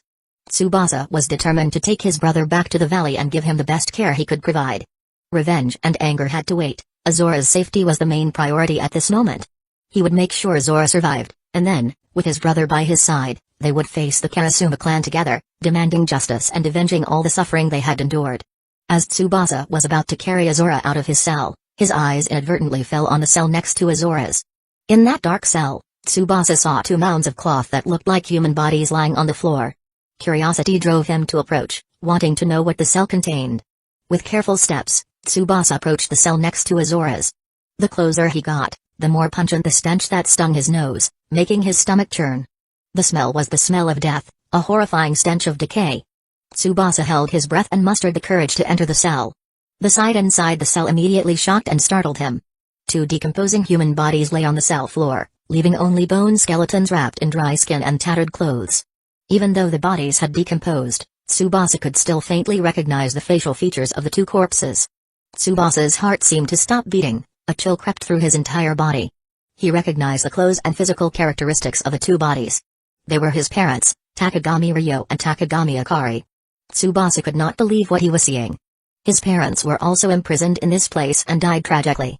Tsubasa's tears flowed freely soaking his cheeks, deep sadness and grief struck his heart. He knelt in front of his parents' cell, sobbing bitterly mourning the fate of his family. The Karasuma clan was truly cruel, they not only tortured his brother, but also killed his parents and dumped their corpses in this cursed prison. Tsubasa's anger reached its peak. His vengeance against the Karasuma clan burned even brighter. After weeping for a moment, Tsubasa tried to calm himself. He knew he could not wallow in sadness. He had to get out of this place immediately and take his brother and his parents' remains back to the valley. Tsubasa again separated venom, and this time he layered it around his parents' remains.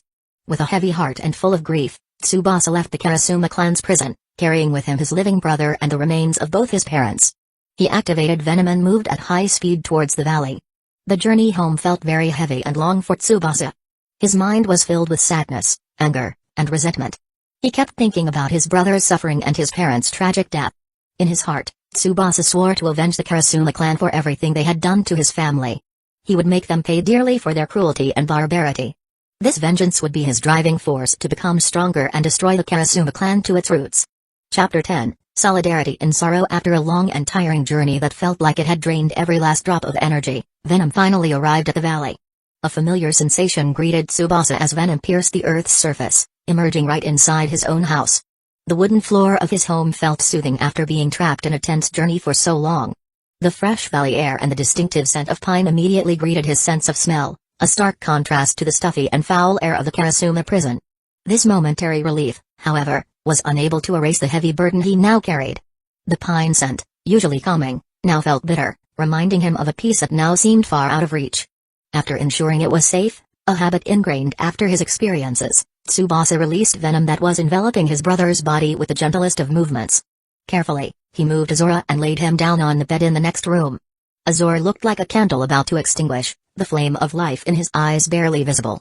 His skin was deathly pale, his lips dry and cracked, and his breathing shallow and weak. Then, with a somber face full of grief, Tsubasa called his subordinates. Worry constricted his chest, but he knew he couldn't face all of this alone. He needed support and strength from the people who had been faithfully by his side all this time. Not long after, Jinga, Kya, Benkai, Ayam, and Madoka had gathered in the main room of Tsubasa's house. Their presence, although in a tense atmosphere, provided a little warmth amidst the cold despair. The faces he knew so well, although now filled with worry, were a glimmer of hope in the darkness surrounding him. Hotaru did not join as Tsubasa had asked her to look after the three young children. He knew that what he was about to say was not suitable for children to hear. The shadow of a future full of uncertainty and violence should not rob them of their innocence. Hotaru nodded in understanding, although her face also radiated the same worry. Hotaru's eyes, usually cheerful and warm, were now dimmed, reflecting the gravity of the situation they faced. His 5 subordinates were shocked and worried to see the sad expression on Tsubasa's face. They had never seen Tsubasa this sad before. Their leader, who was usually calm, now looked fragile and enveloped in deep sorrow. This sight made their hearts sink, a bad feeling enveloped their minds. The Tsubasa they knew had always been a cheerful figure, and seeing him broken like this made them feel like their world was collapsing with him. Tsubasa-sama, what happened? Jinga asked, being the first to break the oppressive silence. His voice was full of anxiety, reflecting the confusion and worry everyone in the room felt. Jinga's eyes stared at Tsubasa questioningly, seeking answers to the drastic change that had befallen their leader. Jinga, who was usually enthusiastic and full of energy, now looked withered, affected by the aura of sadness emanating from Tsubasa. Tsubasa took a deep breath, trying to calm his turbulent emotions before recounting the terrible events he had just experienced. The air in the room felt heavy and oppressive, as if it too felt the sadness radiating from Tsubasa. In a soft but firm voice, Tsubasa briefly explained what had happened. He told them about his discovery in the Karasuma clan's prison, Azora's terrible condition, and the tragic death of their parents. Each word that came out of Tsubasa's mouth felt heavy and painful, like digging up old wounds that had not yet healed. The shadows of the dark and cold Karasuma prison, the hoarse voice of his brother, and the corpses of his parents haunted him again. Oppressive silence returned to the room after Tsubasa finished his story. This time, the silence felt thicker and more suffocating, filled with echoes of sadness and restrained anger. This silence was not just an absence of sound, but a real presence, pressing on chests and making breaths catch in throats. His 5 subordinates remained silent, their faces deathly pale with shock and anger. They had never imagined that the Karasuma clan would commit such atrocities against Tsubasa's family. This cruelty was beyond humanity's limits. Jinga, Kya, and Benkai clenched their fists tightly, their faces flushed red with anger. Their jaws hardened, their teeth gritted as they held back the outpouring of emotion. Every muscle in their bodies tensed, ready to explode in fury. Ayam and Madoka covered their mouths with their hands, their eyes glistening with tears that were desperate to escape. Azora's suffering and the tragedy of Tsubasa's family touched the deepest recesses of their hearts. The tears welling up in their eyes were a reflection of the pain they felt alongside Tsubasa. "Tsubasa-sama, we must immediately take revenge on the Karasuma clan," Jinga exclaimed in a voice trembling with rage. His emotions exploded, he could no longer contain the burning anger in his chest. He wanted to act immediately, punishing the perpetrators of this atrocity as severely as possible. Revenge was the only thing that now filled his mind, blinding rational consideration. "That's right, Tsubasa-sama, this cruelty cannot be allowed to stand." Kia and Benkai chimed in with equally angry voices. They agreed with Jinga that revenge was the only way to restore honor and demand justice. Their spirits blazed, ready to fight for Tsubasa. They were loyal warriors, ready to risk their lives for their leader and friend. Tsubasa raised his hand, stopping his subordinates' outpouring of anger. He understood their feelings, he also felt the burning desire for revenge in his heart, but he knew that acting rashly would only cause bigger problems. Hasty revenge without careful planning would only plunge them into the abyss of destruction. "I understand how you all feel, I also want to take revenge immediately," Tsubasa said in a calm but determined voice. "But we cannot act rashly. We must think of a well-thought-out plan to take revenge.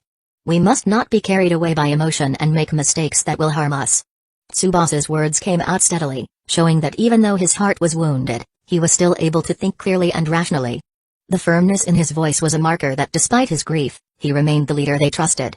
The anger of Tsubasa's subordinates subsided slightly after hearing Tsubasa's explanation. They knew that Tsubasa always acted with a cool head and careful calculation. They believed in Tsubasa's leadership and were confident that he would guide them on the right path. Their trust in Tsubasa never wavered, even in difficult times like these. Tsubasa was their compass, a guide in the storm of life. "Yes, Tsubasa-sama, we will follow your orders," Jinga, Kia, and Benkai said in unison, bowing their heads as a sign of obedience. They accepted Tsubasa's decision, although the desire to take revenge immediately still burned in their hearts. They would restrain themselves for the sake of their trust in Tsubasa. Ayame and Madoka could only nod in agreement, still trying to suppress their emotional shock. They entrusted all decisions to Tsubasa, confident that their leader would take the best steps for them all. They were loyal followers, supporting Tsubasa unconditionally. Tsubasa nodded, he knew that his subordinates would always support him no matter what his decision. Their solidarity and loyalty were the greatest strength he had at this moment. Their unconditional support gave Tsubasa the strength to remain steadfast amidst the storm of sadness and anger. They were his family, and they would not leave him. However, more important than anything right now is Azura-Nisan's condition, Tsubasa said in a soft voice, showing his deep concern for his brother's condition. His priority was now clear, saving his brother was above everything else. Tsubasa's subordinates fell silent after hearing Tsubasa's words. They realized that Azura's condition was indeed more urgent to address at this time. Humanity and brotherhood should be prioritized above all else, even above the desire for revenge. They forgot their anger and focused on Azura's suffering. "How is Azura-sama's condition, Tsubasa-sama?" Ayame asked in a worried tone. She imagined Azura's suffering in the Karasuma prison, and her heart ached imagining the physical and mental wounds that Tsubasa's brother had to endure. "His condition is very bad," Tsubasa replied in a sad tone. "Physically, he is very weak and badly injured. But what's more worrying is his mental condition. The trauma he experienced in the Karasuma clan's prison is very deep. He seems to have lost his soul. Although he can still slightly recognize me, he shows no desire to live at all. He is just sullen and silent." Tsubasa recounted his brother's condition carefully, trying to convey how severe Azura's trauma was. Hearing Tsubasa's explanation, the atmosphere in the main room became even gloomier. Everyone felt worried and sorry for Azura, imagining the suffering he had endured. The image of Azura being tortured in the Karasuma prison haunted their minds, making their hearts feel heavy and constricted. They all felt Azura's suffering as if it were their own. "Then, what are we going to do now, Tsubasa-sama?" Madoka asked in a soft tone. Madoka, who was always thoughtful, tried to find a solution in this bleak situation. Tsubasa took a deep breath, looking at his subordinates with a serious gaze. "Right now, our top priority is to save Azura-Nisan," Tsubasa said firmly. "We must find a way to heal his mental trauma and restore his will to live." Tsubasa's decision was final, he would focus on healing his brother before thinking about anything else. "But how, Tsubasa-sama?" "Mental trauma seems difficult to heal," Ayame said hesitantly. She realized that physical wounds might be healed, but inner wounds were often more difficult to treat and required a very long time. "I know this will not be easy, but I will not give up," Tsubasa said with burning determination. "I will conduct research and find a way to heal Azura-Nisan's mental trauma. I will definitely find a solution." Tsubasa's eyes radiated strong conviction, infecting everyone in the room. Tsubasa's subordinates exchanged glances. They saw a strong determination radiating from Tsubasa's eyes. They knew that Tsubasa never joked with his words. If he had made a decision, he would definitely carry it out until successful. "We will support you fully, Tsubasa-sama." Jinga, Kya, and Benkai exclaimed in unison, showing their unwavering loyalty to Tsubasa. They were ready to do anything to help Tsubasa save Azora. Their loyalty was an invaluable strength, a bond that could not be broken. "Thank you, everyone," Tsubasa said with a thin smile, feeling touched by his subordinates' support. "For now, let's postpone our revenge plan. Let's focus on saving Azora Nissan." Revenge could wait, but his brother's health could not. In addition, Tsubasa continued, his voice softening, "We must also give a proper burial to our parents." Tsubasa asked his subordinates to help care for Azora and prepare for their parents' funeral. They all worked together to lighten Tsubasa's burden, showing their solidarity and loyalty to their leader. In an atmosphere of grief, they comforted each other and worked together to face this difficult time. Their togetherness was a fortress of defense in the midst of sadness. The next day, Tsubasa and all his subordinates held a funeral for his parents. The valley was filled with an atmosphere of grief and anger, but also solidarity and determination for revenge. A gentle breeze carried whispers of prayers and promises of vengeance. Tsubasa knew that this was the beginning of a new chapter in his life, a chapter full of challenges and struggles. However, he would not give up. He would face all these challenges and struggles for his family and for the honor of his clan. His vengeance against the Karasuma clan would motivate him to become stronger and wiser. This grief would not break his spirit, but rather become a whip to keep moving forward. He would rise from this sadness, stronger than before.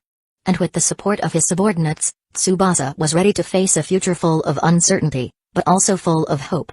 After the funeral was over, Tsubasa gathered his subordinates to convey his orders. The sun began to lean westward, radiating a melancholy orange light, as if it too felt the sadness enveloping the valley. The light of the evening sun was a silent witness to their sorrow and determination. "After this, I will begin to conduct research," Tsubasa said in a serious tone. "And I need your help to look after Azora Nissan and make sure he gets enough rest." Tsubasa would focus on research to heal his brother, while his subordinates would ensure Azora received the care and attention he needed. "Yes, Tsubasa-sama." All of Tsubasa's subordinates answered in unison. After that, Tsubasa immediately went to his research room, determined to begin his research to save his brother. His steps were firm and full of conviction, even though the burden on his shoulders felt increasingly heavy. He would bear this burden for his brother, for his family, for his clan. Chapter 11, Rage and Research. A week had passed since Tsubasa had brought Azora back to the valley. The fragile peace that had settled over the valley was once again disturbed, now by a heavy cloud of sorrow and tension. While Tsubasa and his subordinates grieved and focused on Azora's recovery, elsewhere, a storm of anger and confusion raged at the heart of their enemy's power. Like a dormant volcano about to erupt, unrest and chaos enveloped the Karasuma clan's headquarters. In the Karasuma clan's main residence, a crucial family meeting was underway.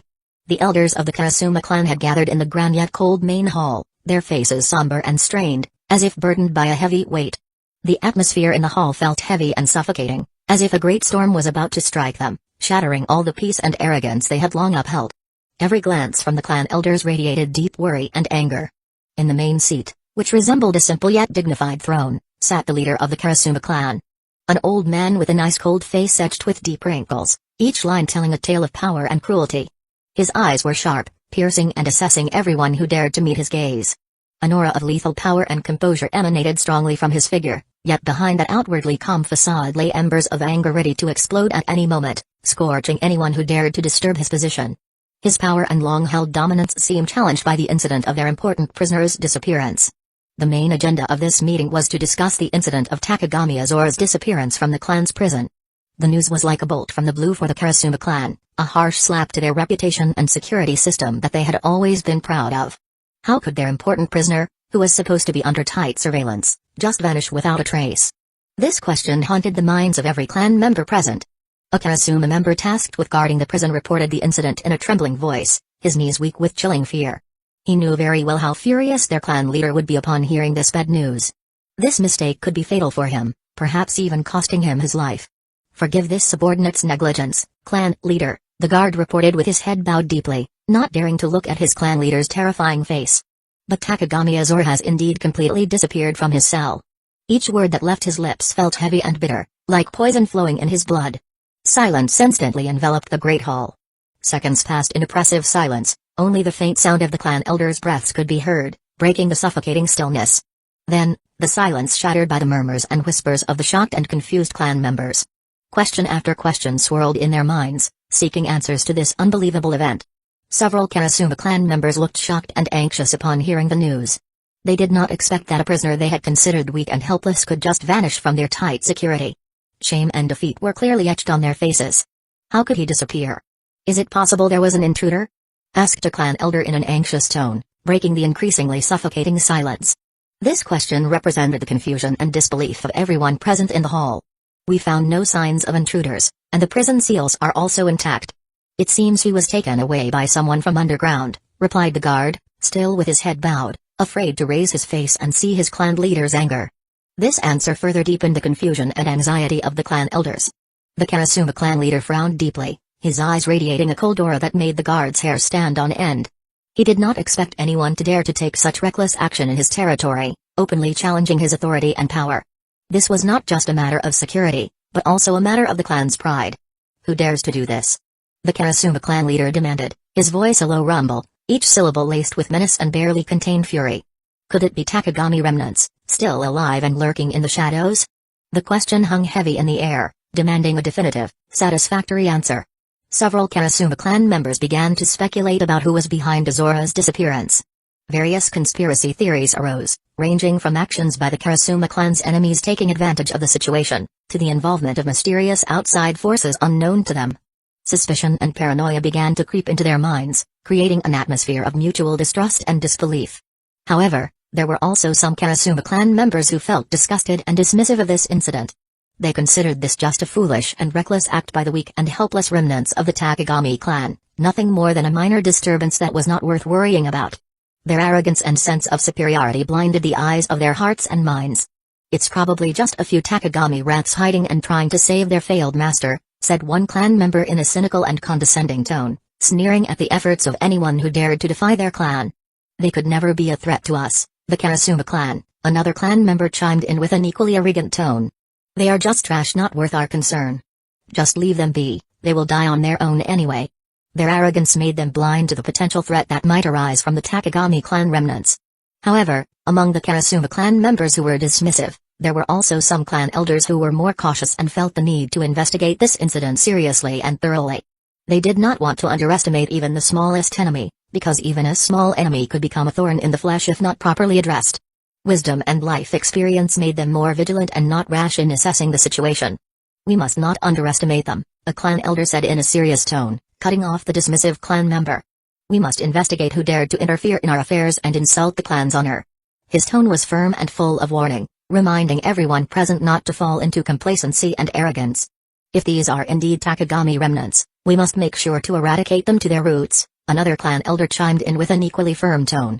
We must not allow them to continue living and become a thorn in our flesh, disturbing the clan's peace and power. The determination to completely eradicate the Takagami clan remnants rekindled in the Great Hall.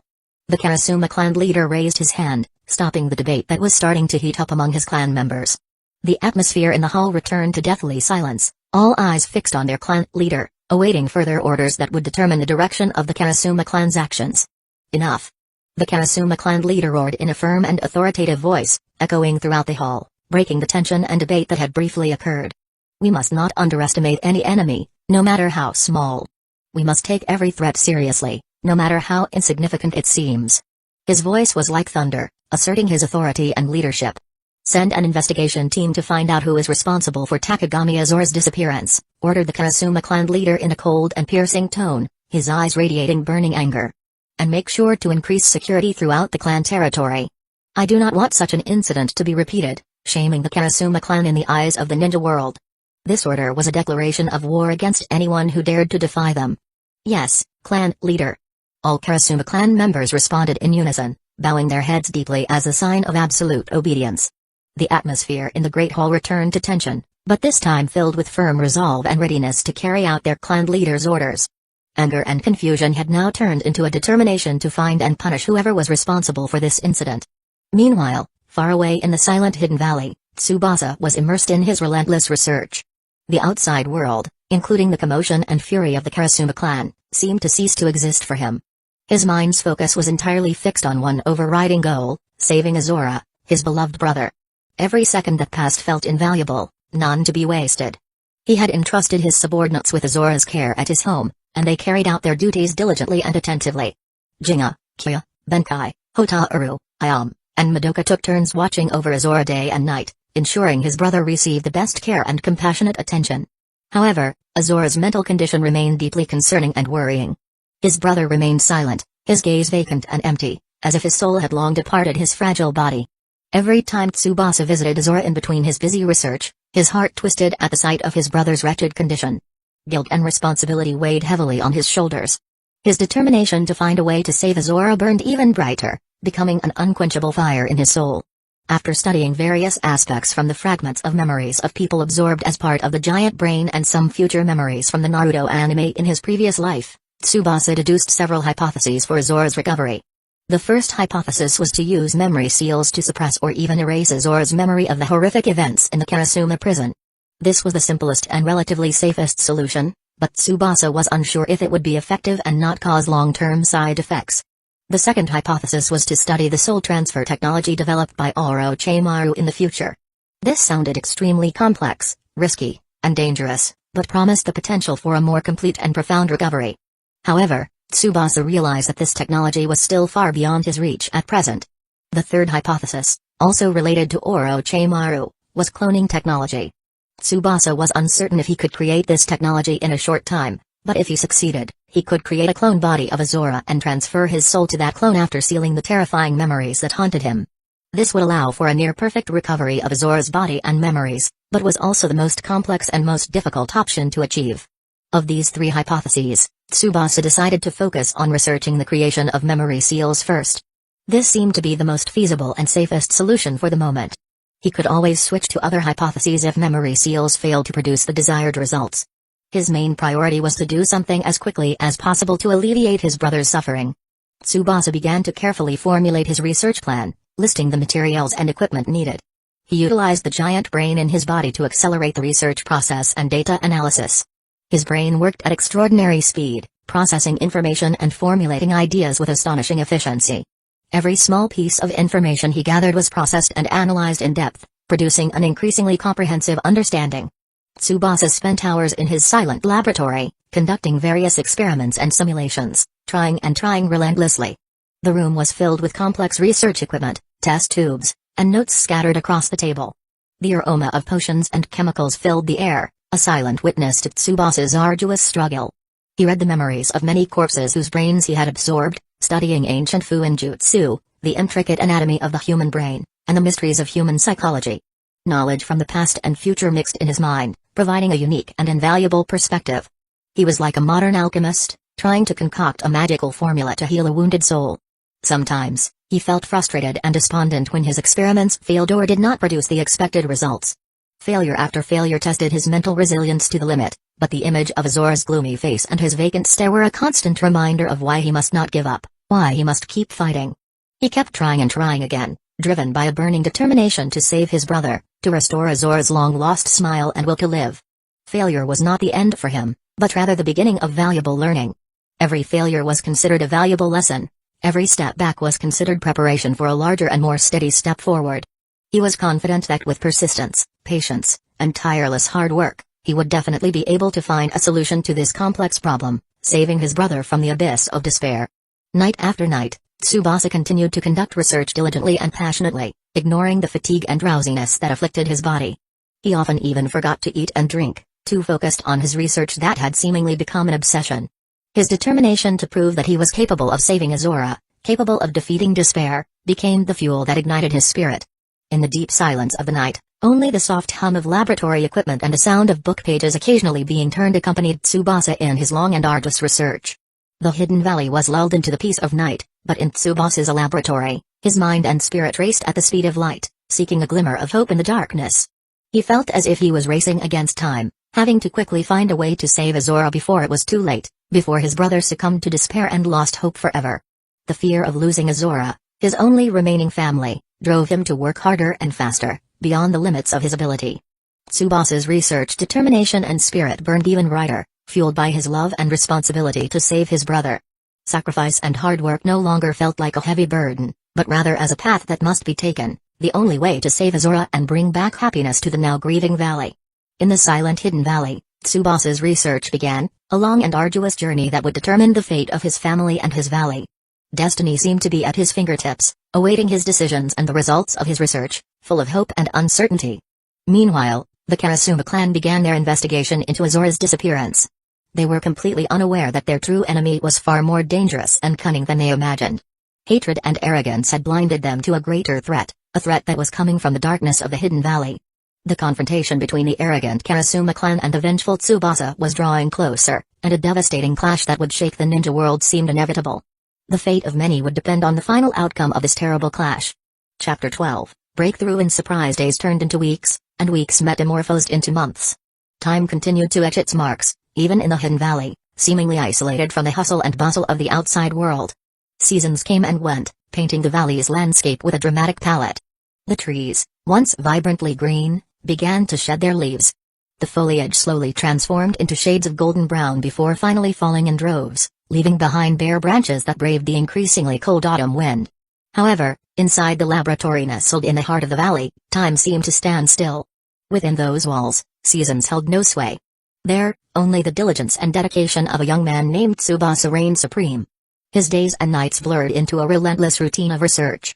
Tsubasa's laboratory was a visual representation of his complex yet structured mind.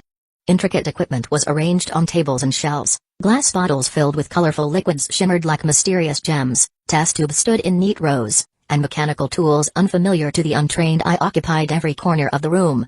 Technology had indeed begun to develop in this world, yet it remained hidden behind the shadows of the Sengoku era, which still raged across the land. Ancient scrolls lay scattered among stacks of books and handwritten notes on aged parchment. These precious artifacts, spoils from the collections of various ninja clans from all corners of the world, served as sources of inspiration and clues for his research. The secret tales and forbidden techniques inscribed within them were the keys he sought. Across every inch of space, papers filled with formulas and diagrams were strewn, some appearing crumpled and stained with fluids, silent witnesses to countless experiments. The aroma of potions and chemicals permeated the air, pungent yet familiar, mingling with the distinctive scent of ink and old paper. These odors had become the hallmark of Tsubasa's laboratory. A thin layer of dust coated most surfaces, hinting that the room was used more for work than cleaning. Cleanliness was a luxury he couldn't afford himself. Tsubasa toiled alone, working tirelessly. His days and nights merged into a seamless expanse of profound research. He often lost track of time, forgetting to eat, even forgetting to rest. His body might have been weary, but his mind remained alert, focused entirely on one noble goal, to create an effective memory seal to save Azura, his brother. He experimented with various memory seal formulas, testing their effects on small experimental animals he captured in the forest around the valley. Forest mice, wild rabbits, even small birds became his test subjects. With meticulous care, he applied the seals he had created, closely observing the changes in behavior and mental reactions of these animals. Every twitch, every shift in their gaze, did not escape his attention. Experiment after experiment was conducted, yet they often ended in failure. Hope, once ignited, was quickly extinguished by disappointing results. Failure had become Tsubasa's constant companion on his research journey. He was almost accustomed to this bitter taste, yet each failure still felt like a crushing blow to him. The seals Tsubasa created were sometimes too weak, producing no effect whatsoever on the target's memory. The experimental animals continued to behave as usual, as if nothing had happened. All of Tsubasa's efforts and hopes felt futile. At other times, the seal was too potent, reacting excessively and damaging the brains of the experimental animals. The consequences were fatal, the unfortunate creatures perished on Tsubasa's experiment table. This type of failure felt even more bitter, because in addition to being unsuccessful, it also caused suffering to other living beings. Frustration began to haunt Tsubasa due to the continuous failures. The pressure to save Azura grew increasingly immense, while a solution seemed ever more distant. He felt trapped in a vicious cycle of endless failure. In despair, he would often run his fingers roughly through his hair, muttering to himself in annoyance. His fingers, stained with ink and chemicals, only worsened his already disheveled appearance. Exhaustion and frustration were clearly etched on his face. Why is it so difficult? Is there something wrong with my formula? Tsubasa mumbled in desperation, his voice catching in his throat. He stared at the formulas he had written, trying to find errors or omissions he might have overlooked. His eyes scanned every line and symbol, hoping to find a glimmer of hope. He felt as if he were walking in a dark and endless labyrinth, with no exit in sight. Every path he tried always led to a dead end, every hope he grasped always vanished. His self-confidence began to erode with repeated failures. He began to question his own abilities. Weariness and drowsiness began to plague him, his eyelids felt heavy and sore. However, Tsubasa refused to give up. He knew that Azora was depending on him, and he could not forsake the only family member he had left in this world. The image of Azora's pale and hopeless face was always a spur for him. He gulped down the bitter coffee he made himself, the hot, dark liquid burning his throat, yet helping to ward off drowsiness and restore his focus to his research. The bitter taste of coffee seemed to remind him of the bitterness of failure, and spurred him to seek the sweetness of success. He would not let this bitterness consume him. Sometimes, amidst his busyness and frustration, he would pause for a moment to gaze at Azora. His brother still lay weakly in his room, his gaze empty and listless. Azora's condition, which showed no signs of improvement, was always a spur for Tsubasa. Every time he looked at Azora, his determination rekindled. Seeing his brother's worrying condition, Tsubasa's spirit reignited. Exhaustion and frustration seemed to vanish instantly, replaced by steely resolve. He must not give up, he must keep striving until he succeeded in saving Azora. He promised himself, to Azora, that he would find a way. Tsubasa returned to his desk, staring at his research notes with tired yet determined eyes. The light from the laboratory lamp reflected in his weary eyes, mirroring the undying spirit within him. A flame of hope still flickered, though small, yet enough to illuminate the dark path ahead. He meticulously analyzed each failure, seeking patterns and errors he might have missed. He re-examined the results of previous experiments, trying to understand why his seals were not working as expected. He investigated every detail, no matter how small. He revisited the dusty ancient books, searching for new inspiration and clues. Every page he turned, every line he read, was hoped to provide a glimmer of hope for his research. He delved into the wisdom of the past to find answers for the future. Tsubasa attempted to modify his memory seal formula, altering the composition of ingredients and the sequence of seal application. He considered every detail, even minor changes he calculated meticulously. He knew that success often hidden overlooked small details. Meticulousness was his weapon. With the modified formula, he conducted another experiment, hoping for success this time. His heart pounded as he applied the seal to a new experimental animal. He observed intently, awaiting any reaction that might occur. The passing seconds felt like eternity. This time, his experiment showed slightly different results.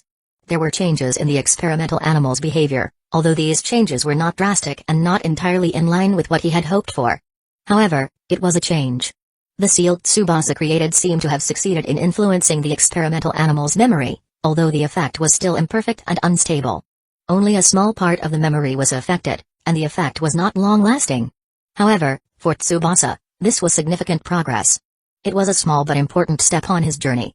Tsubasa felt a surge of joy and motivation from this progress. At least, he knew that he was on the right track, even though the road was still long. A glimmer of hope reignited in his heart, brighter than before. He felt that he was not alone in this darkness. He continued to refine his memory seal formula, trying various variations and modifications.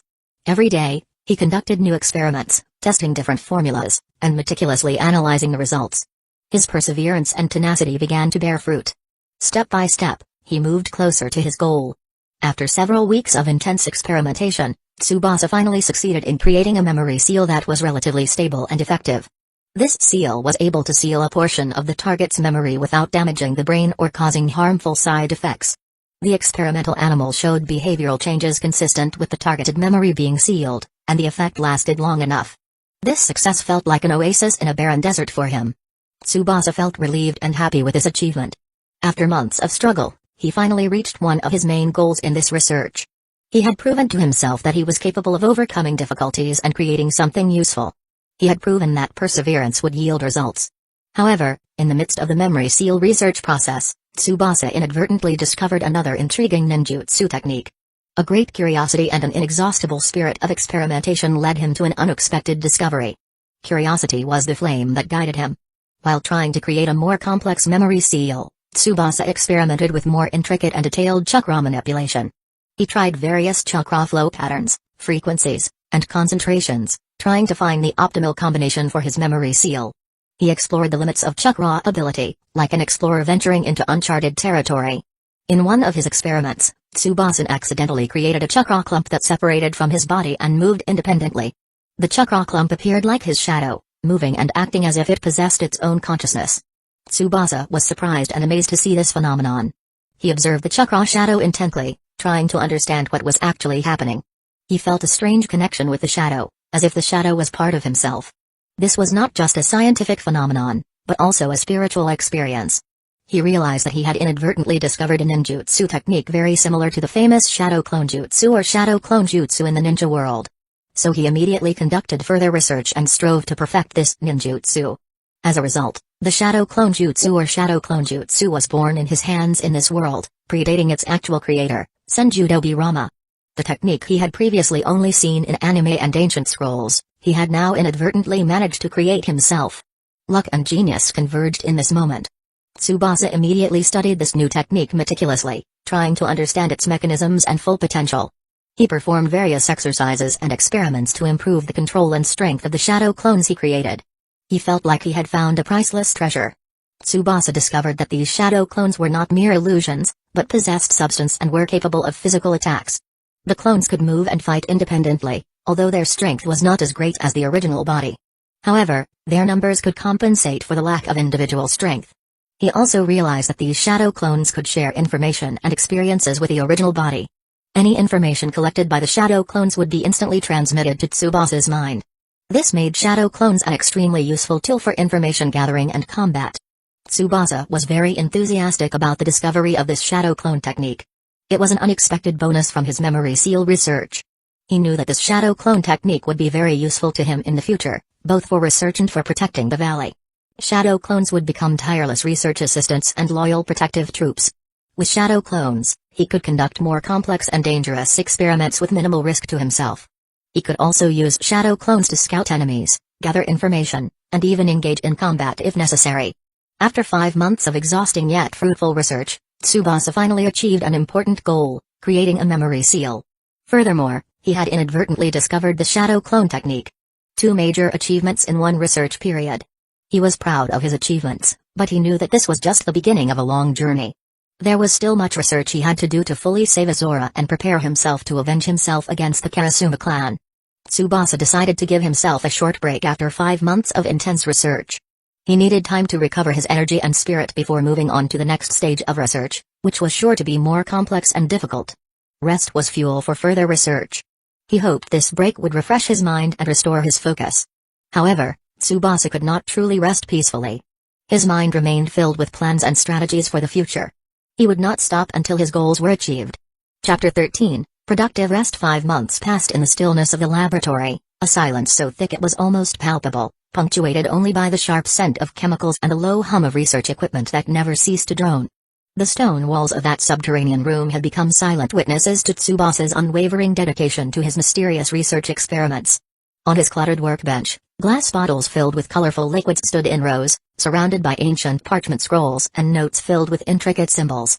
The dim light of an oil lamp reflected off their surfaces, casting long shadows that danced across the walls, as if joining the young ninja in his tireless work. Tsubasa, having navigated an intense period of revolutionary memory seal creation and the unexpected discovery of the shadow clone technique, finally decided to take a full month of rest.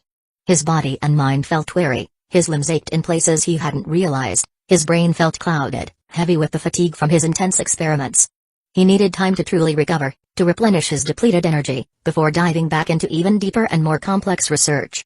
Although he called it rest, Tsubasa was not the type to remain idle without doing anything.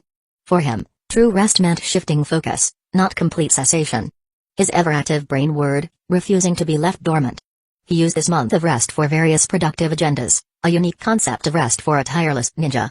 For him, this was a time to recharge his physical energy, to resharpen his ninja instincts which might have become slightly dulled from spending too long buried in books and laboratory equipment, and to reflect on all the discoveries and experiences he had been through.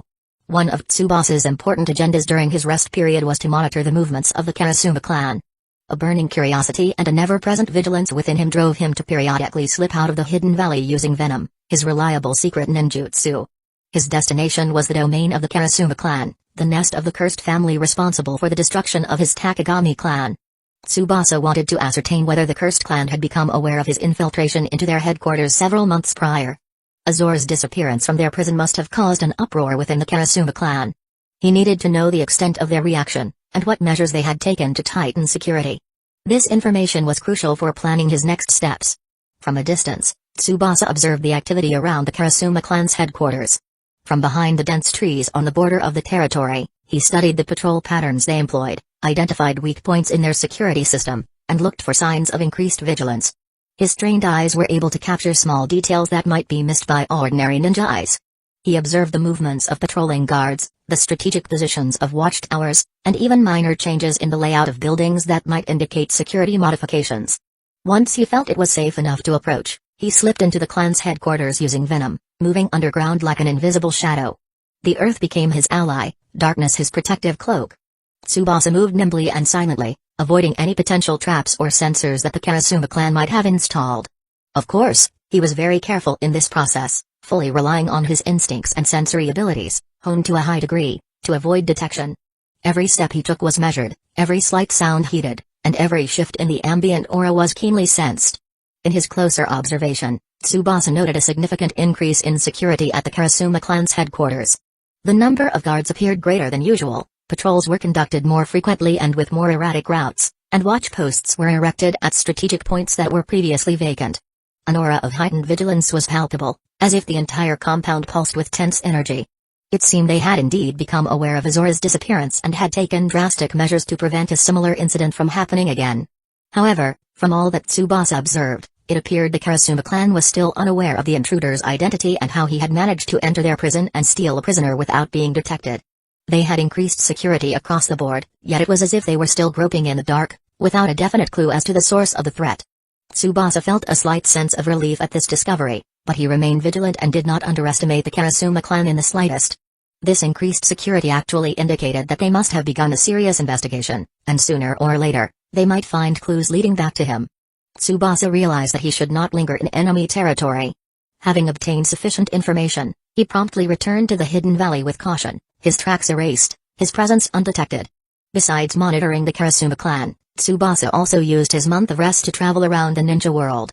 He saw this as an opportunity to truly rest from the pressures of research and to travel, refreshing his mind.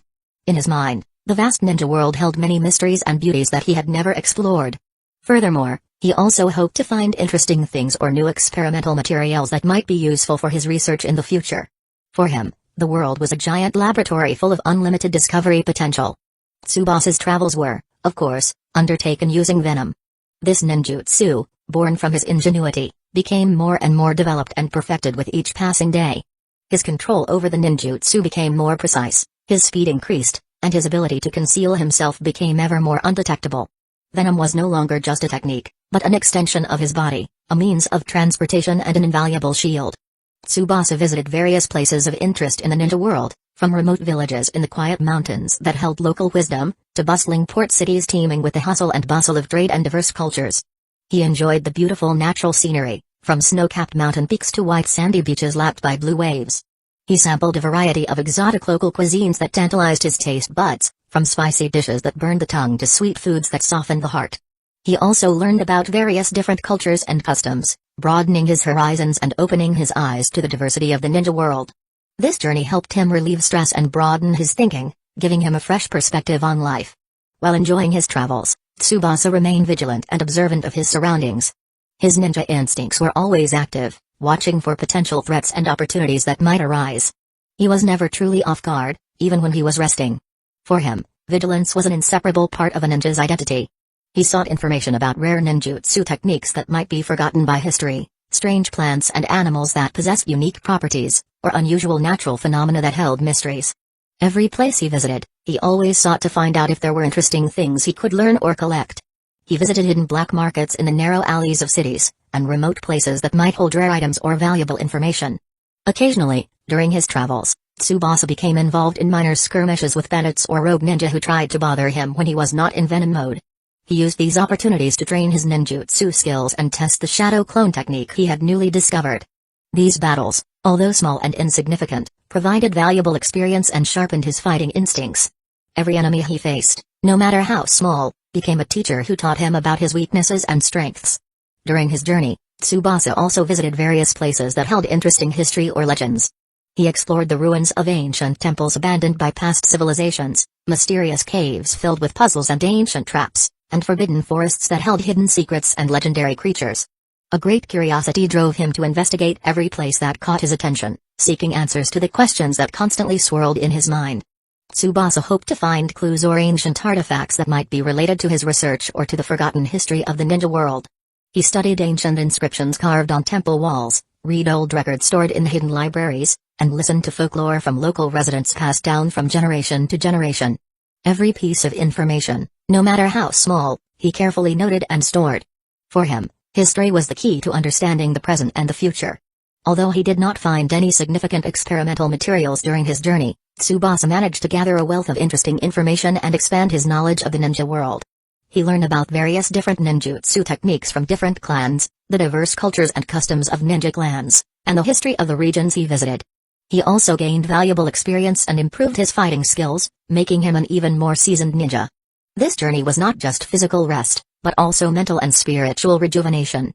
Seeing the vast and complex ninja world made him realize that his problems, though seemingly large and complicated, were only a small part of a larger picture. He realized that the ninja world was far broader and more complex than he had ever imagined. There were still many things he did not know, and many mysteries yet to be solved. His current knowledge and strength were still very limited compared to the vastness of the ninja world.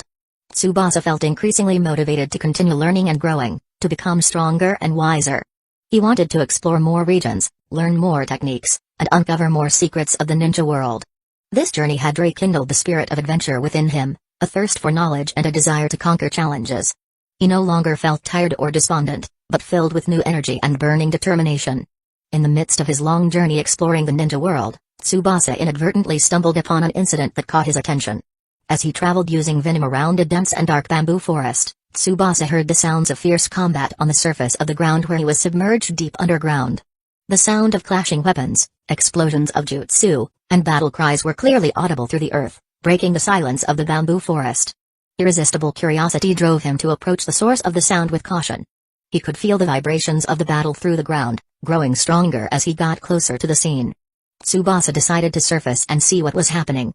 He could not ignore the sounds of battle, his instincts told him that something important was unfolding and this might be fortunate for him.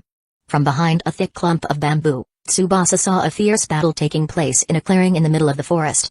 Two groups of ninja faced each other, engaged in a devastating and deadly exchange of ninjutsu. The sounds of clashing weapons, exploding jutsu, and battle cries deafened the ears, creating a chaotic and dangerous atmosphere. Dust and bamboo splinters flew through the air, mingling with the scents of blood and sweat. One group consisted of several pale-skinned men with white hair, their skin also appearing pale and unhealthy, as if they rarely saw sunlight. They were dressed all in white, with two small, round red tattoos painted on their foreheads. These tattoos looked familiar, but he could not yet recall where he had seen them before. A cold and dark aura also emanated from this group of ninja. The other group was a few blue-haired teenagers. They appeared younger and less experienced than their opponents. Their clothes were simpler, but appeared worn and tattered. Their aura also seemed weaker, although their facial expressions were tense and full of determination. They were also outnumbered by the white-haired group. Despite this, their fighting spirit seemed to burn brightly. They fought tenaciously and without fear. Tsubasa observed the battle intently, trying to gain an overview of the actual situation. He paid attention to the ninjutsu techniques used by both groups, their unique fighting styles, and other signs that could provide clues about their identities. This battle did not seem like an ordinary skirmish. There was something deeper and more complex behind it, an intrigue or conflict that might involve larger and more powerful parties. Tsubasa felt drawn to find out more. His instincts told him that this incident might offer him an advantage. Chapter 14. Surprising offer in war. After observing the raging battle for a while, Tsubasa's hawk-like eyes finally recognized the group of men with pale white hair. Two red circular tattoos emblazoned on their foreheads, right above their wrinkled and coarse brows, were an unmistakable hallmark. They were members of the Kaguya clan, the legendary ninja clan whose name was always uttered in trembling tones of awe, or perhaps more accurately, fear. The Kekkei Genkai Shikatsu, bone manipulation, was a terrifying ability that flowed within their blood, a power that transformed bones from mere body supports into unimaginable weapons of mass destruction. The Kaguya clan was etched in the history of the ninja world as a bloodthirsty clan, uncompromisingly aggressive, and possessing a horrifying sadistic tendency. For them, battle was not merely a tool to achieve political goals or defend territory, but a ritual of worship towards death, a cruel entertainment stage that satisfied their thirst for violence. In the dark records of the ninja world, The Kaguya clan was always remembered not for brilliant achievements or positive contributions, but for their ferocity and cruelty that surpassed the limits of humanity on every battlefield they set foot upon. Tales of merciless massacres, brutal attacks without warning, and their sadistic pleasure in torturing enemies had become terrifying legends passed down from generation to generation. In stark contrast to the terrifying impression that immediately radiated from the Kaguya clan, the group of blue-haired teenagers before them instead emanated a dim aurora, yet one full of steadfastness and perseverance. Tsubasa initially had difficulty recognizing the clan symbol faintly etched on their worn-out clothing. The symbol seemed foreign, not resembling the emblems of the major ninja clans he had ever learned from his stolen books. Its shape was like shimmering crystal shards, arranged in a complex yet elegant geometric formation. However, as time passed and his observation sharpened towards their fighting style and ninjutsu, fragments of memory in Tsubasa's mind began to arrange themselves, forming a clearer picture. Crystal. Yes, crystal-based ninjutsu. Tsubasa murmured while searching for information about their clan in his memory. They were able to create weapons and shields from beautiful yet deadly sparkling crystals, manipulating their chakra energy to form solid, transparent material that emitted prismatic light. They were even able to launch sharp crystal attacks with astonishing precision, piercing and tearing through enemy defenses with incredible accuracy. Suddenly, like a lightning flash in the middle of the night, a faint memory from his previous life surged to the surface of Tsubasa's mind. An elegant and charming female ninja who used crystal-style KK Genkai as her main weapon. The character's name appeared on its own in his memory, as if engraved in gold ink on the deepest sheets of his memory. Guren. No way. Are they ancestors of Orochimaru's female subordinate character in the future, the Kongo clan? Tsubasa mused with a tone of surprise mixed with burning curiosity. He felt like he had found a missing puzzle piece, a puzzle piece that suddenly completed a larger and more complex picture. The Kongo clan, yes, the Kongo clan was indeed not a very famous ninja clan or one with significant influence on the ninja world's power map. They were better known as a minor clan, a small clan whose existence was often overlooked in historical records. However, they possessed a unique and powerful crystal-style KK Genkai, a rare ability that held enormous hidden potential. The question then arose in Tsubasa's mind, how could he, a young ninja who had just entered this vast ninja world, know about the Kongo clan, a relatively unknown and rarely discussed clan? The answer lay in his obsessive habit of collecting information that had developed since his arrival in this world. Before starting his intensive research in the underground laboratory of the Hidden Valley, Tsubasa had carried out a series of reckless and daring actions, stealing various clan encyclopedia books from the secret libraries of several famous ninja clans.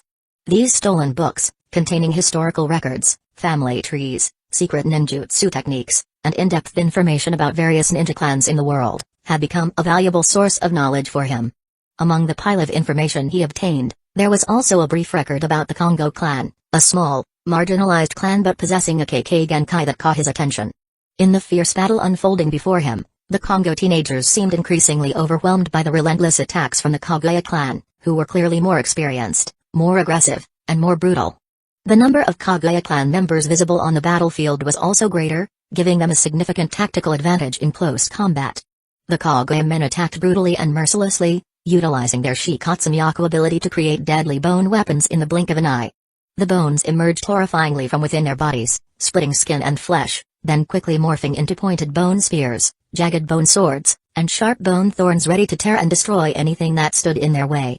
Their attacks were launched with lightning speed, incredible destructive power, and a murderous intent clearly emanating from every movement they made. Several Kongo teenagers had already fallen to the ground, severely wounded and helpless, fresh blood soaking their tattered clothes. Groans of pain and desperate whimpers were heard amidst the sounds of clashing weapons and jutsu explosions. The hope of winning the battle seemed increasingly slim for the Kongo group, as if they had been trapped in an inescapable spider web of death. The Kongo teenage leader, a blue-haired youth with sharp eyes that radiated unwavering determination, although his face was pale with exhaustion, was still trying hard to protect his remaining clan members. With a crystal shield that he painstakingly created, he endured the devastating attacks from the Kaguya clan, parrying bone sword slashes and bone spear thrusts with all his might, while seeking even the smallest gap to launch a counterattack that might change the course of the battle. However, his crystal defense began to crack and shatter into pieces under the continuous bone attacks of the Kaguya clan that rained down on them relentlessly. His chakra energy was running out, his breath was ragged, and his body was beginning to reach its limit. Tsubasa watched intently as the group of Kongo teenagers fought to the death, but fate seemed to be against them. They would soon be completely defeated if no outside help arrived. A moral dilemma began to brew in Tsubasa's mind. questioning whether he should intervene in this battle that was not his concern, or let the law of the ninja world jungle prevail and let the weak perish before the strong. On one hand, he had no moral, political, or kinship obligations to help the Congo clan, whom he did not know at all. Intervening in the internal affairs of another clan, especially a clan as brutal and unpredictable as Kaguya, could lead to a series of unforeseen problems and consequences. It might be wiser to remain neutral, become a passive observer, and distance himself from potential problems that could threaten his and his clan's safety. However, on the other hand, his conscience screamed. He felt pity seeing the cornered and almost defeated Congo teenagers, witnessing their desperate struggle to protect themselves and their clan from the threat of extinction. This reminded him of his own Takagami clan situation, which was also similar to this. Letting them die in vain before his eyes felt truly ironic and unfair, especially if he possessed the ability and power to change the course of fate and offer them a glimmer of hope.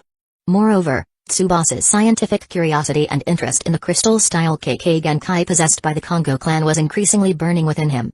This was a golden opportunity to learn more deeply about this unique ability, analyze its working mechanism, and explore its potential applications in the ninjutsu research he was pursuing. The crystal-style Kekkei Genkai could be very interesting and valuable research material for him, paving the way for revolutionary new discoveries. Tsubasa thought quickly, weighing every decision he would make, carefully considering the risks and benefits of every action he might take. Moral dilemmas and strategic calculations swirled in his mind, vying to dominate his decision. If he decided to help the Congo clan, he might get involved in much bigger and more dangerous trouble with the Kaguya clan, a clan known not only for being strong and cruel, but also for being ruthless and intolerant of outside interference in their affairs. The Kaguya clan would not be pleased, and might even be enraged, if an outsider dared to interfere in their affairs, spoiling their pleasure in slaughtering their enemies. This could trigger conflicts that Tsubasa did not want at this time, conflicts that could threaten the existence of the Hiddden Valley and his research, which was still far from complete. However, if he chose to let the Congo clan lose and perish at the hands of the Kaguya clan, he might lose a valuable opportunity to obtain potential subordinates, allies who might be useful in the future, and most importantly, unique and rare research material, the crystal-style Kekkei Genkai. Kekkei Genkai was a rare and invaluable asset, a genetic gift not easily found elsewhere. In addition, saving the Congo clan from extinction could be a very profitable long-term investment for him. The Congo clan, indebted to him, might be willing to dedicate themselves and their strength to serve Tsubasa, becoming a valuable asset in the network of power he was building. After quickly and carefully considering all aspects, Tsubasa finally reached a decision. He could no longer stand idly by and watch the group of Congo teenagers die in vain before his eyes. Burning curiosity, an undying researcher's instinct, and a hint of hidden pity in his heart drove him to take the risk and step forward. Tsubasa took a deep breath, solidified his resolve, and prepared himself to enter the battlefield. He deactivated Venom mode on his body, deciding that for now, it was better not to reveal his strongest trump card to the outside world. He felt it was best never to let Venom be publicly known, especially at this early stage of his power formation. Then, with a swift and efficient hand movement, he prepared the chakra within his body to use other ninjutsu, basic element ninjutsu that he had trained to an admirable level. His own element ninjutsu had also improved rapidly since he first came to this world. With hard practice and a deep understanding of basic ninjutsu theory, he was now confident that he could be a match for Sarutobi Hiruzen, the legendary future third Hokage, in a 5-element ninjutsu contest. Especially with the extraordinarily large chakra reserves he possessed at this time. After repeatedly letting Venom absorb corpses, chakra, physical bodies, and even souls, his chakra had drastically increased, surpassing the normal limits of an ordinary ninja. This was the best opportunity to test how far his ability limits went, how effectively he could fight without using the Venom ninjutsu that had been his mainstay. With steady and confident steps, Tsubasa entered the battlefield, standing upright between the two warring ninja groups. His sudden arrival caused the raging battle to stop instantly, like a strange phenomenon that appeared and amazed anyone who noticed it. All eyes that were previously full of anger, hatred, and despair, now simultaneously turned to him, staring at him with curiosity mixed with wariness. Both the bloodthirsty Kaguya clan members and the desperate Congo clan teenagers were surprised and wary of the appearance of this unknown stranger. They halted their attacks, freezing in their respective positions, waiting tensely to see what the stranger would do next. A tense and uncertain atmosphere enveloped the battlefield, as if time had stopped turning and all eyes were fixed on one point, Tsubasa. All eyes were on Tsubasa, awaiting his next action with bated breath. The Kaguya clan members stared at him cynically and condescendingly, their gazes dismissive and full of arrogance, as if regarding Tsubasa as merely a small insect that had strayed into their territory. Meanwhile, The Congo clan teenagers stared at him confused and slightly anxious, both hopeful and fearful of the sudden presence of this stranger. Tsubasa wasted no valuable time on pleasantries or formal introductions. The critical and dangerous situation did not allow for unnecessary formalities. He immediately conveyed his purpose in a clear, loud, and firm tone of voice, directed at the blue-haired teenager who appeared to be the Congo group leader. His voice cut through the silence of the suddenly quiet battlefield, like lightning in broad daylight, shaking the tension hanging in the air. "Are you willing to become my subordinates? I promise I will save you," Tsubasa asked in a flat but confident tone, without the slightest hint of doubt or uncertainty in his intonation. Those words, spoken bluntly and without emotion, broke the battlefield's freeze, triggering a wave of confusion, shock, and curiosity that swept over both sides. Tsubasa's sudden, unexpected, and seemingly arrogant words left both sides speechless, frozen in deep confusion. The question hung in the air, like a time bomb ready to explode, triggering all sorts of reactions, interpretations, and wild speculations in the minds of everyone who heard it. What did this stranger mean by this strange and absurd offer? Why did he suddenly appear in the middle of their battle and offer unsolicited help? And why did he ask them, the almost extinct Congo clan, to become his subordinates? What did he really want? These questions swirled in the minds of the shocked ninjas, creating mental chaos and immense confusion. Chapter 15, Echoes of Clones. The wind rustled through the bamboo forest, carrying the scent of earth and damp leaves. In the midst of this silent forest, the tension was palpable. Kaguya clan members exchanged glances, confusion evident on their hardened faces. The words just spoken by the small boy before them were ludicrous, absurd. Saving the Congo clan from their hands? This child, who had appeared out of nowhere, dared to interfere in the affairs of the mighty Kaguya clan, to save the Congo clan whom they had decided to exterminate? Did this boy truly underestimate the strength of the Kaguya clan? Did he not know who he was facing? Expressions of disdain slowly began to adorn the faces of the Kaguya clan members, cynical smiles accompanying their condescending gazes. On the other side, the Congo clan teenagers were stunned, their eyes wide in disbelief. The sudden offer had shocked them, silencing the despair that had previously gripped their hearts. Amidst the shock and confusion, a glimmer of hope suddenly ignited in their dim eyes, like a small candle dancing in the dark night. Could this be a way out of the abyss of despair that had yawned before their eyes? Could a miracle truly befall them in these last moments? This stranger, though appearing small and young, radiated an aura of strong confidence in every movement. The Congo clan teenage leader, despite his body being filled with wounds and fatigue gripping him to his very bones, stared at Tsubasa with an intense and assessing gaze. His sharp eyes, which had been forged in the harshness of life and battle, tried to read the intentions and strength of the small boy who had suddenly offered help. He was a leader, and the responsibility for his clan's safety rested on his shoulders. He could not be rash in making decisions. His minimal chakra perception caught something interesting. This boy possessed a considerable amount of chakra, far beyond his youthful appearance. The instincts of a ninja who had been trained for years screamed in his mind that the boy before him was no ordinary person. There was power hidden behind his innocent appearance, power that might change everything. Moments passed in tense silence, only the sound of the wind and the rustling of bamboo leaves could be heard. Finally, the Congo clan teenage leader responded to Tsubasa's offer. Despair and hope mixed in his voice, creating a hoarse yet firm tone, reflecting the soul of a leader responsible for his clan's safety. "If you truly succeed in helping us out of this predicament," Kohaku's voice, the Congo teenage leader, sounded heavy but steady, breaking the silence of the bamboo forest, "then we are willing to become your subordinates." There was a hint of doubt in his tone, but a strong determination was more dominant. This choice, although feeling heavy and unfamiliar, was the best glimmer of hope they had at this moment. Rejecting this offer was tantamount to surrendering to death at the hands of the Kaguya clan. They had no other choice. Living as subordinates, although it was unclear what it would be like, was still better than dying without resistance. Hearing the Congo clan teenage leader's answer, Tsubasa smiled thinly, satisfied with the acceptance of his offer.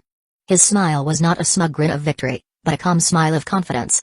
He knew that his decision to offer help was the right step. His instincts rarely failed him. This Congo clan, with their unique and potentially powerful crystal-style KK Genkai, would be a valuable asset in the future. He could feel the untapped potential within them, like uncut diamonds. "All right, then keep your promise," Tsubasa said firmly, ending this brief negotiation with certainty. His small yet authoritative voice hung in the air. "You certainly won't regret accepting this offer." There was a hidden assurance in his words, a promise of a better future. He had no time to linger. Their enemies, the Kaguya clan, were still lurking and ready to attack at any moment. Every second wasted could be a disaster for the weak Congo clan. Without waiting any longer, Tsubasa immediately showed his true power. He didn't want to waste time and energy explaining or arguing. Real action was the best proof. He would show them that he was the savior they needed. With quick and nimble movements, Tsubasa crossed his index and middle fingers on each hand, releasing his newly created signature technique that he had painstakingly developed, multi-shadow clone jutsu. Chakra light radiated from Tsubasa's body, growing brighter and stronger, like a small sun suddenly appearing in the middle of the forest. The energy it emitted felt so immense, making the surrounding air vibrate. In the blink of an eye, dozens of shadow clones of Tsubasa appeared around him, filling the battlefield that had previously seemed empty. Thin smoke billowed as the clones formed perfectly, displaying Tsubasa's figure in astonishing numbers. The sight was so spectacular and terrifying, making everyone who witnessed it transfixed, shocked and amazed at once. Tsubasa's clones swiftly surrounded the group of Kaguya clan members, forming a tight and menacing circular formation. Their eyes radiated a cold and battle-ready aura. The battlefield that was previously dominated by the Kaguya clan was now completely controlled by Tsubasa and his clones. The Kaguya clan members were utterly shocked to see the sudden increase in the number of enemies. They truly did not expect the small boy before them to possess such great power. Their foolishness and arrogance had blinded their eyes.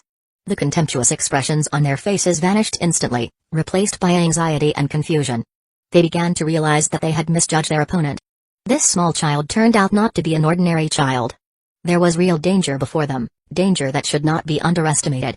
Without waiting for Tsubasa's command, the shadow clones immediately stormed the Kaguya clan group at high speed. This sudden and coordinated attack panicked the Kaguya clan. War cries and the clanging of weapons echoed again in the bamboo forest. The battle broke out again, but this time the situation had changed drastically. The Kaguya clan, who had previously dominated the battle and attacked mercilessly, now became the cornered party. Those who had previously attacked now had to desperately defend themselves from the relentless wave of attacks from Tsubasa's shadow clones. Roles had been reversed, and the Kaguya clan had to feel the consequences of their arrogance. Tsubasa's clones moved nimbly and in perfect coordination, attacking Kaguya clan members from all directions. They used various element ninjutsu, alternating between blazing fire, sweeping water, cutting wind, paralyzing lightning, and binding earth. Occasionally, they even combined element ninjutsu to create even more devastating combo attacks. Giant fireballs spun together with wind vortexes, water spears combined with hard earth shards. The unexpected and deadly combinations of element attacks overwhelmed the Kaguya clan.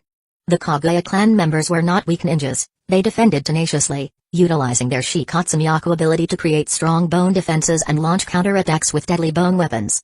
Their bones were their shields and swords, terrifying natural weapons. However, the sheer number of Tsubasa's shadow clones overwhelmed them. The continuous and relentless attacks caused the Kaguya clan's defenses to crumble one by one. They were unable to withstand the barrage of attacks coming from all directions. In the midst of the furious battle, Tsubasa's clones demonstrated extraordinary ninjutsu skills.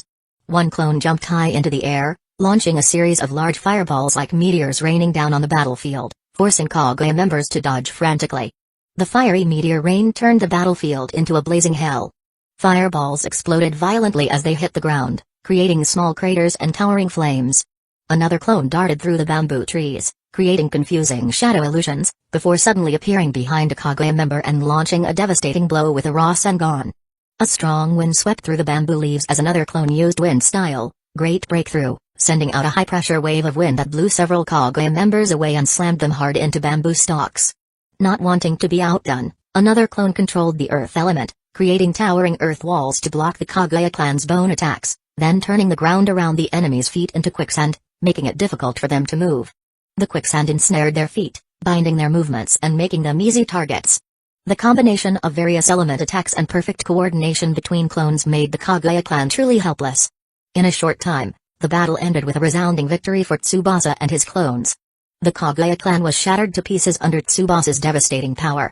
Dozens of Kaguya clan members lay lifeless on the ground, defeated by the devastating power of Tsubasa's multi-shadow clone jutsu combined with his element ninjutsu.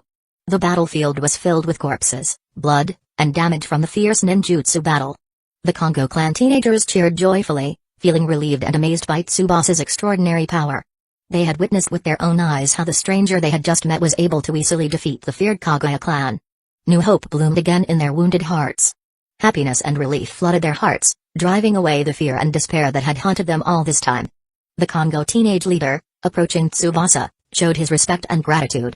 He knelt before Tsubasa, followed by his other clan members.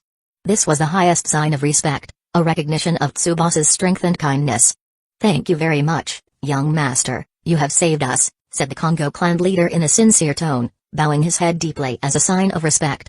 His voice trembled slightly with overflowing emotion. "My name is Kohaku, I am the leader of the Kongo clan, may I know young master's name?" he continued after introducing himself. He raised his face, looking at Tsubasa with curiosity and hope. His eyes radiated admiration and trust. "My name is Takagami Tsubasa, it's nothing, I just kept my promise," Tsubasa replied briefly. He stared at Kohaku with a probing gaze, trying to understand the character and potential of this Kongo clan leader. He wanted to know more about the people who would become his subordinates. "Now tell me, why has the Kagaya clan been chasing you all this time?" Tsubasa asked curiously. He wanted to know more about the conflict between the Kongo and Kagaya clans. The reason behind this battle must be more than just a territorial dispute. Kohaku took a deep breath, then recounted the reason why their clan was being pursued by the Kagaya clan. The story he told was a tragic tale of the Kagaya clan's greed and cruelty. Each word he spoke was filled with sorrow and anger. The gist was that the Kongo clan possessed ninjutsu with a defensive focus that had the potential to rival or threaten the Kagaya clan with their bone ninjutsu. The Kongo clan's crystal-style KK Genkai, with its strong crystal defense and ability to manipulate chakra into crystal energy, was considered a potential threat to the Kagaya clan's superiority. The Kagaya clan did not like any other force matching them, and they did not hesitate to destroy anyone who was deemed a threat. So, they decided to get rid of the Kongo clan. They saw the potential in the crystal-style KK Genkai as a serious threat to their dominance. The Kagaya clan attacked our clan's headquarters suddenly, without warning. Kohaku began his story in a bitter tone. The horrific memories were still fresh in his mind, like wounds that would not heal. They massacred everyone, old, young, men, women, no one survived. Our clan headquarters were flattened overnight. His voice trembled, holding back emotion, the bitter memory of his clan's destruction still fresh in his mind. "Only a few of us managed to survive, we ran and hid, trying to find a safe place," Kohaku continued. "However, the Kagaya clan continued to pursue us, not letting us rest. They wanted to make sure that not a single Kongo clan member was left." His voice became softer, recounting their struggle to survive. "The Kagaya clan kept chasing us, trying to wipe out the remnants of the Kongo clan," he explained with a blank stare, remembering the difficult times they had gone through. His eyes radiated deep sadness, a sadness that could only be felt by those who had lost everything. "We kept running, avoiding their pursuit, surviving with all our might. We were tired and desperate, until you came and saved us," Kohaku said gratefully, looking at Tsubasa with teary eyes. "You are our savior, Master Takagami." He couldn't find the right words to express his deep gratitude. Hearing Kohaku's story, Tsubasa nodded in understanding. He understood the difficulties faced by the Kongo clan, and he felt a bit of sympathy for them. The Kagaya clan's unwarranted hatred and the Kongo clan's suffering had awakened sympathy within him. Although he usually didn't care about other people's problems, this time there was something different. "From now on, you are my subordinates," Tsubasa told Kohaku and the other Kongo clan members in a firm but reassuring tone. "I will protect you and help you rebuild your clan." He made that promise seriously, full of responsibility. Kohaku and the other Kongo clan members exchanged glances, then they knelt in ninja style before Tsubasa, showing their deep loyalty and gratitude. They had found a new leader, a new protector, and new hope for their clan's future. But then, Tsubasa did something quite suspicious. He released a thin purple smoke from his body, smoke that came from the venom he controlled. The smoke spread quickly, enveloping all the Kongo clan members and the Kagaya clan corpses around them. Within seconds, all the Kongo clan members who were kneeling before Tsubasa fell into a deep sleep. The battlefield became silent again, leaving only Tsubasa standing tall in the midst of dozens of unconscious bodies. A strange and chilling calm enveloped the place. Apparently Tsubasa did not want his venom technique to be known to the public, even by his new subordinates themselves. This secret was too dangerous to share with anyone, at least for now. Although they had pledged allegiance, their loyalty was not yet tested. In addition, he also did not want any traces of the venom technique left behind in this place, including the Kagaya clan corpses that might be identifiable. Security and secrecy were his top priorities. Then Tsubasa broke down his venom, creating a large sandworm capable of swallowing all his new subordinates along with the Kagaya clan corpses. In an instant, all traces of the battle and their presence in that place disappeared without a trace. Nothing was left, as if the battle was just a dream. After making sure everything was safe and clean, Tsubasa took them all to another valley he found while traveling around the ninja world. This new valley was secluded and fertile, perfect for the Congo clan's residence. This new valley was also large enough to be made into a future ninja village location, unlike the valley where he lived now, which was still a bit small if a ninja village was established on it. In addition, he did not bring them to the Takagami clan's valley because he wanted to test their loyalty and abilities first. Trust must be earned, not given away just like that. He also wanted to give them the task of developing this new valley, which he planned to use as the location of the ninja village he would build in his future plans. This valley would be the first stepping stone towards his grand ambition. His dream ninja village, the power he would achieve, all started from this secluded valley. Chapter 16, A New Home. After a long and tiring journey to the new valley using Venom, Tsubasa finally arrived at the border of the Hidden Valley. The underground journey, though fast and safe, was still draining of energy, mind, and chakra. A sense of relief surged in his chest as he reached his destination. The darkness of the underground now gave way to a gentle breeze and the warm morning sunlight. With careful movements, Tsubasa separated the venom part that wrapped around the Congo clan group from his body. The layer of giant black worms slowly opened, freeing the group that carried. Tsubasa gently released them under the shade of lush trees that grew on the edge of the valley. The morning sunlight piercing through the gaps in the leaves created a calming painting of light and shadow on the green grassy ground. The Congo clan members lay unconscious on the grass, their bodies looking weak and weary after the fierce battle and the long journey they had just endured. The faces that were previously tense and full of worry now looked calmer, although still bearing traces of deep suffering and anxiety. Lines of fatigue were clearly visible, but at least, they were now safe from the deadly pursuit of the Kaguya clan. Tsubasa made sure that all the Congo clan members were still unconscious and safe before continuing to the next step. He didn't want anyone to suddenly wake up and panic in a new environment that was foreign to them, and disrupt his plans. The silence of this morning was precious, giving him time to act without interruption. He moved away from the Congo group, seeking a rather secluded place in the valley. This new valley looked so beautiful and green, much wider than the Takagami Valley that had been his home. A clear river flowed quietly through the valley, flanked by densely and lushly growing trees. Fresh and cool air filled his lungs, refreshing his body and mind that had been weary. The aroma of damp earth and green leaves wafted, awakening a new spirit within him. In a secluded place, among the thick trees, Tsubasa summoned Venom again. The giant black worm emerged from underground with a low rumble, ready to carry out its task. As usual, Venom's task this time was to digest the remaining corpses of the Kaguya clan members he had defeated in the fierce battle. Past grudges and hatred had to be ended, and their fallen strength could be utilized for good. Venom ravenously devoured the corpses, sucking chakra and nutrients from the bodies of the fallen ninjas. This digestion process was not just about removing traces, but also about gathering strength. The digested enemy brains would be fused into the giant brain sealed within Tsubasa's body, while their bodies would become nutrients that could increase his body and chakra strength. This was Tsubasa's way of continuing to grow and become stronger. The process of digesting the corpses by Venom was fast and efficient. In a short time, there were no more traces of corpses left in that place, only empty ground that was a former workplace of Venom. The fishy aroma of blood and flesh that had wafted was now gone, replaced by the fresh aroma of earth and leaves. After all the corpses were perfectly absorbed, Tsubasa sat cross-legged on the ground, focusing his chakra to accelerate the absorption of nutrients from Venom. He felt life energy flooding his body, restoring his drained stamina and increasing his strength. A warm and comfortable sensation spread throughout his body, making every cell feel refreshed again. The fatigue after months of conducting research and fierce battles against the Kaguya clan seemed to vanish without a trace. A moment later, Tsubasa opened his eyes, feeling his body refreshed and full of energy again.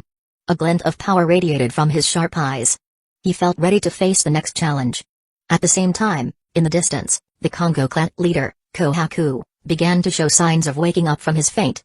His eyelids flickered, his forehead furrowed, and he began to moan softly. Slowly, his consciousness began to return. Confusion and disorientation still enveloped him. Tsubasa approached Kohaku, who still looked dazed and confused after regaining consciousness. His eyes were still blank, his gaze unfocused, and he seemed to be trying to remember what had happened. The gentle touch of the valley breeze and the sound of the river water trickling slowly helped him return to the real world. "You're awake, it seems," Tsubasa greeted in a flat tone, breaking the morning silence.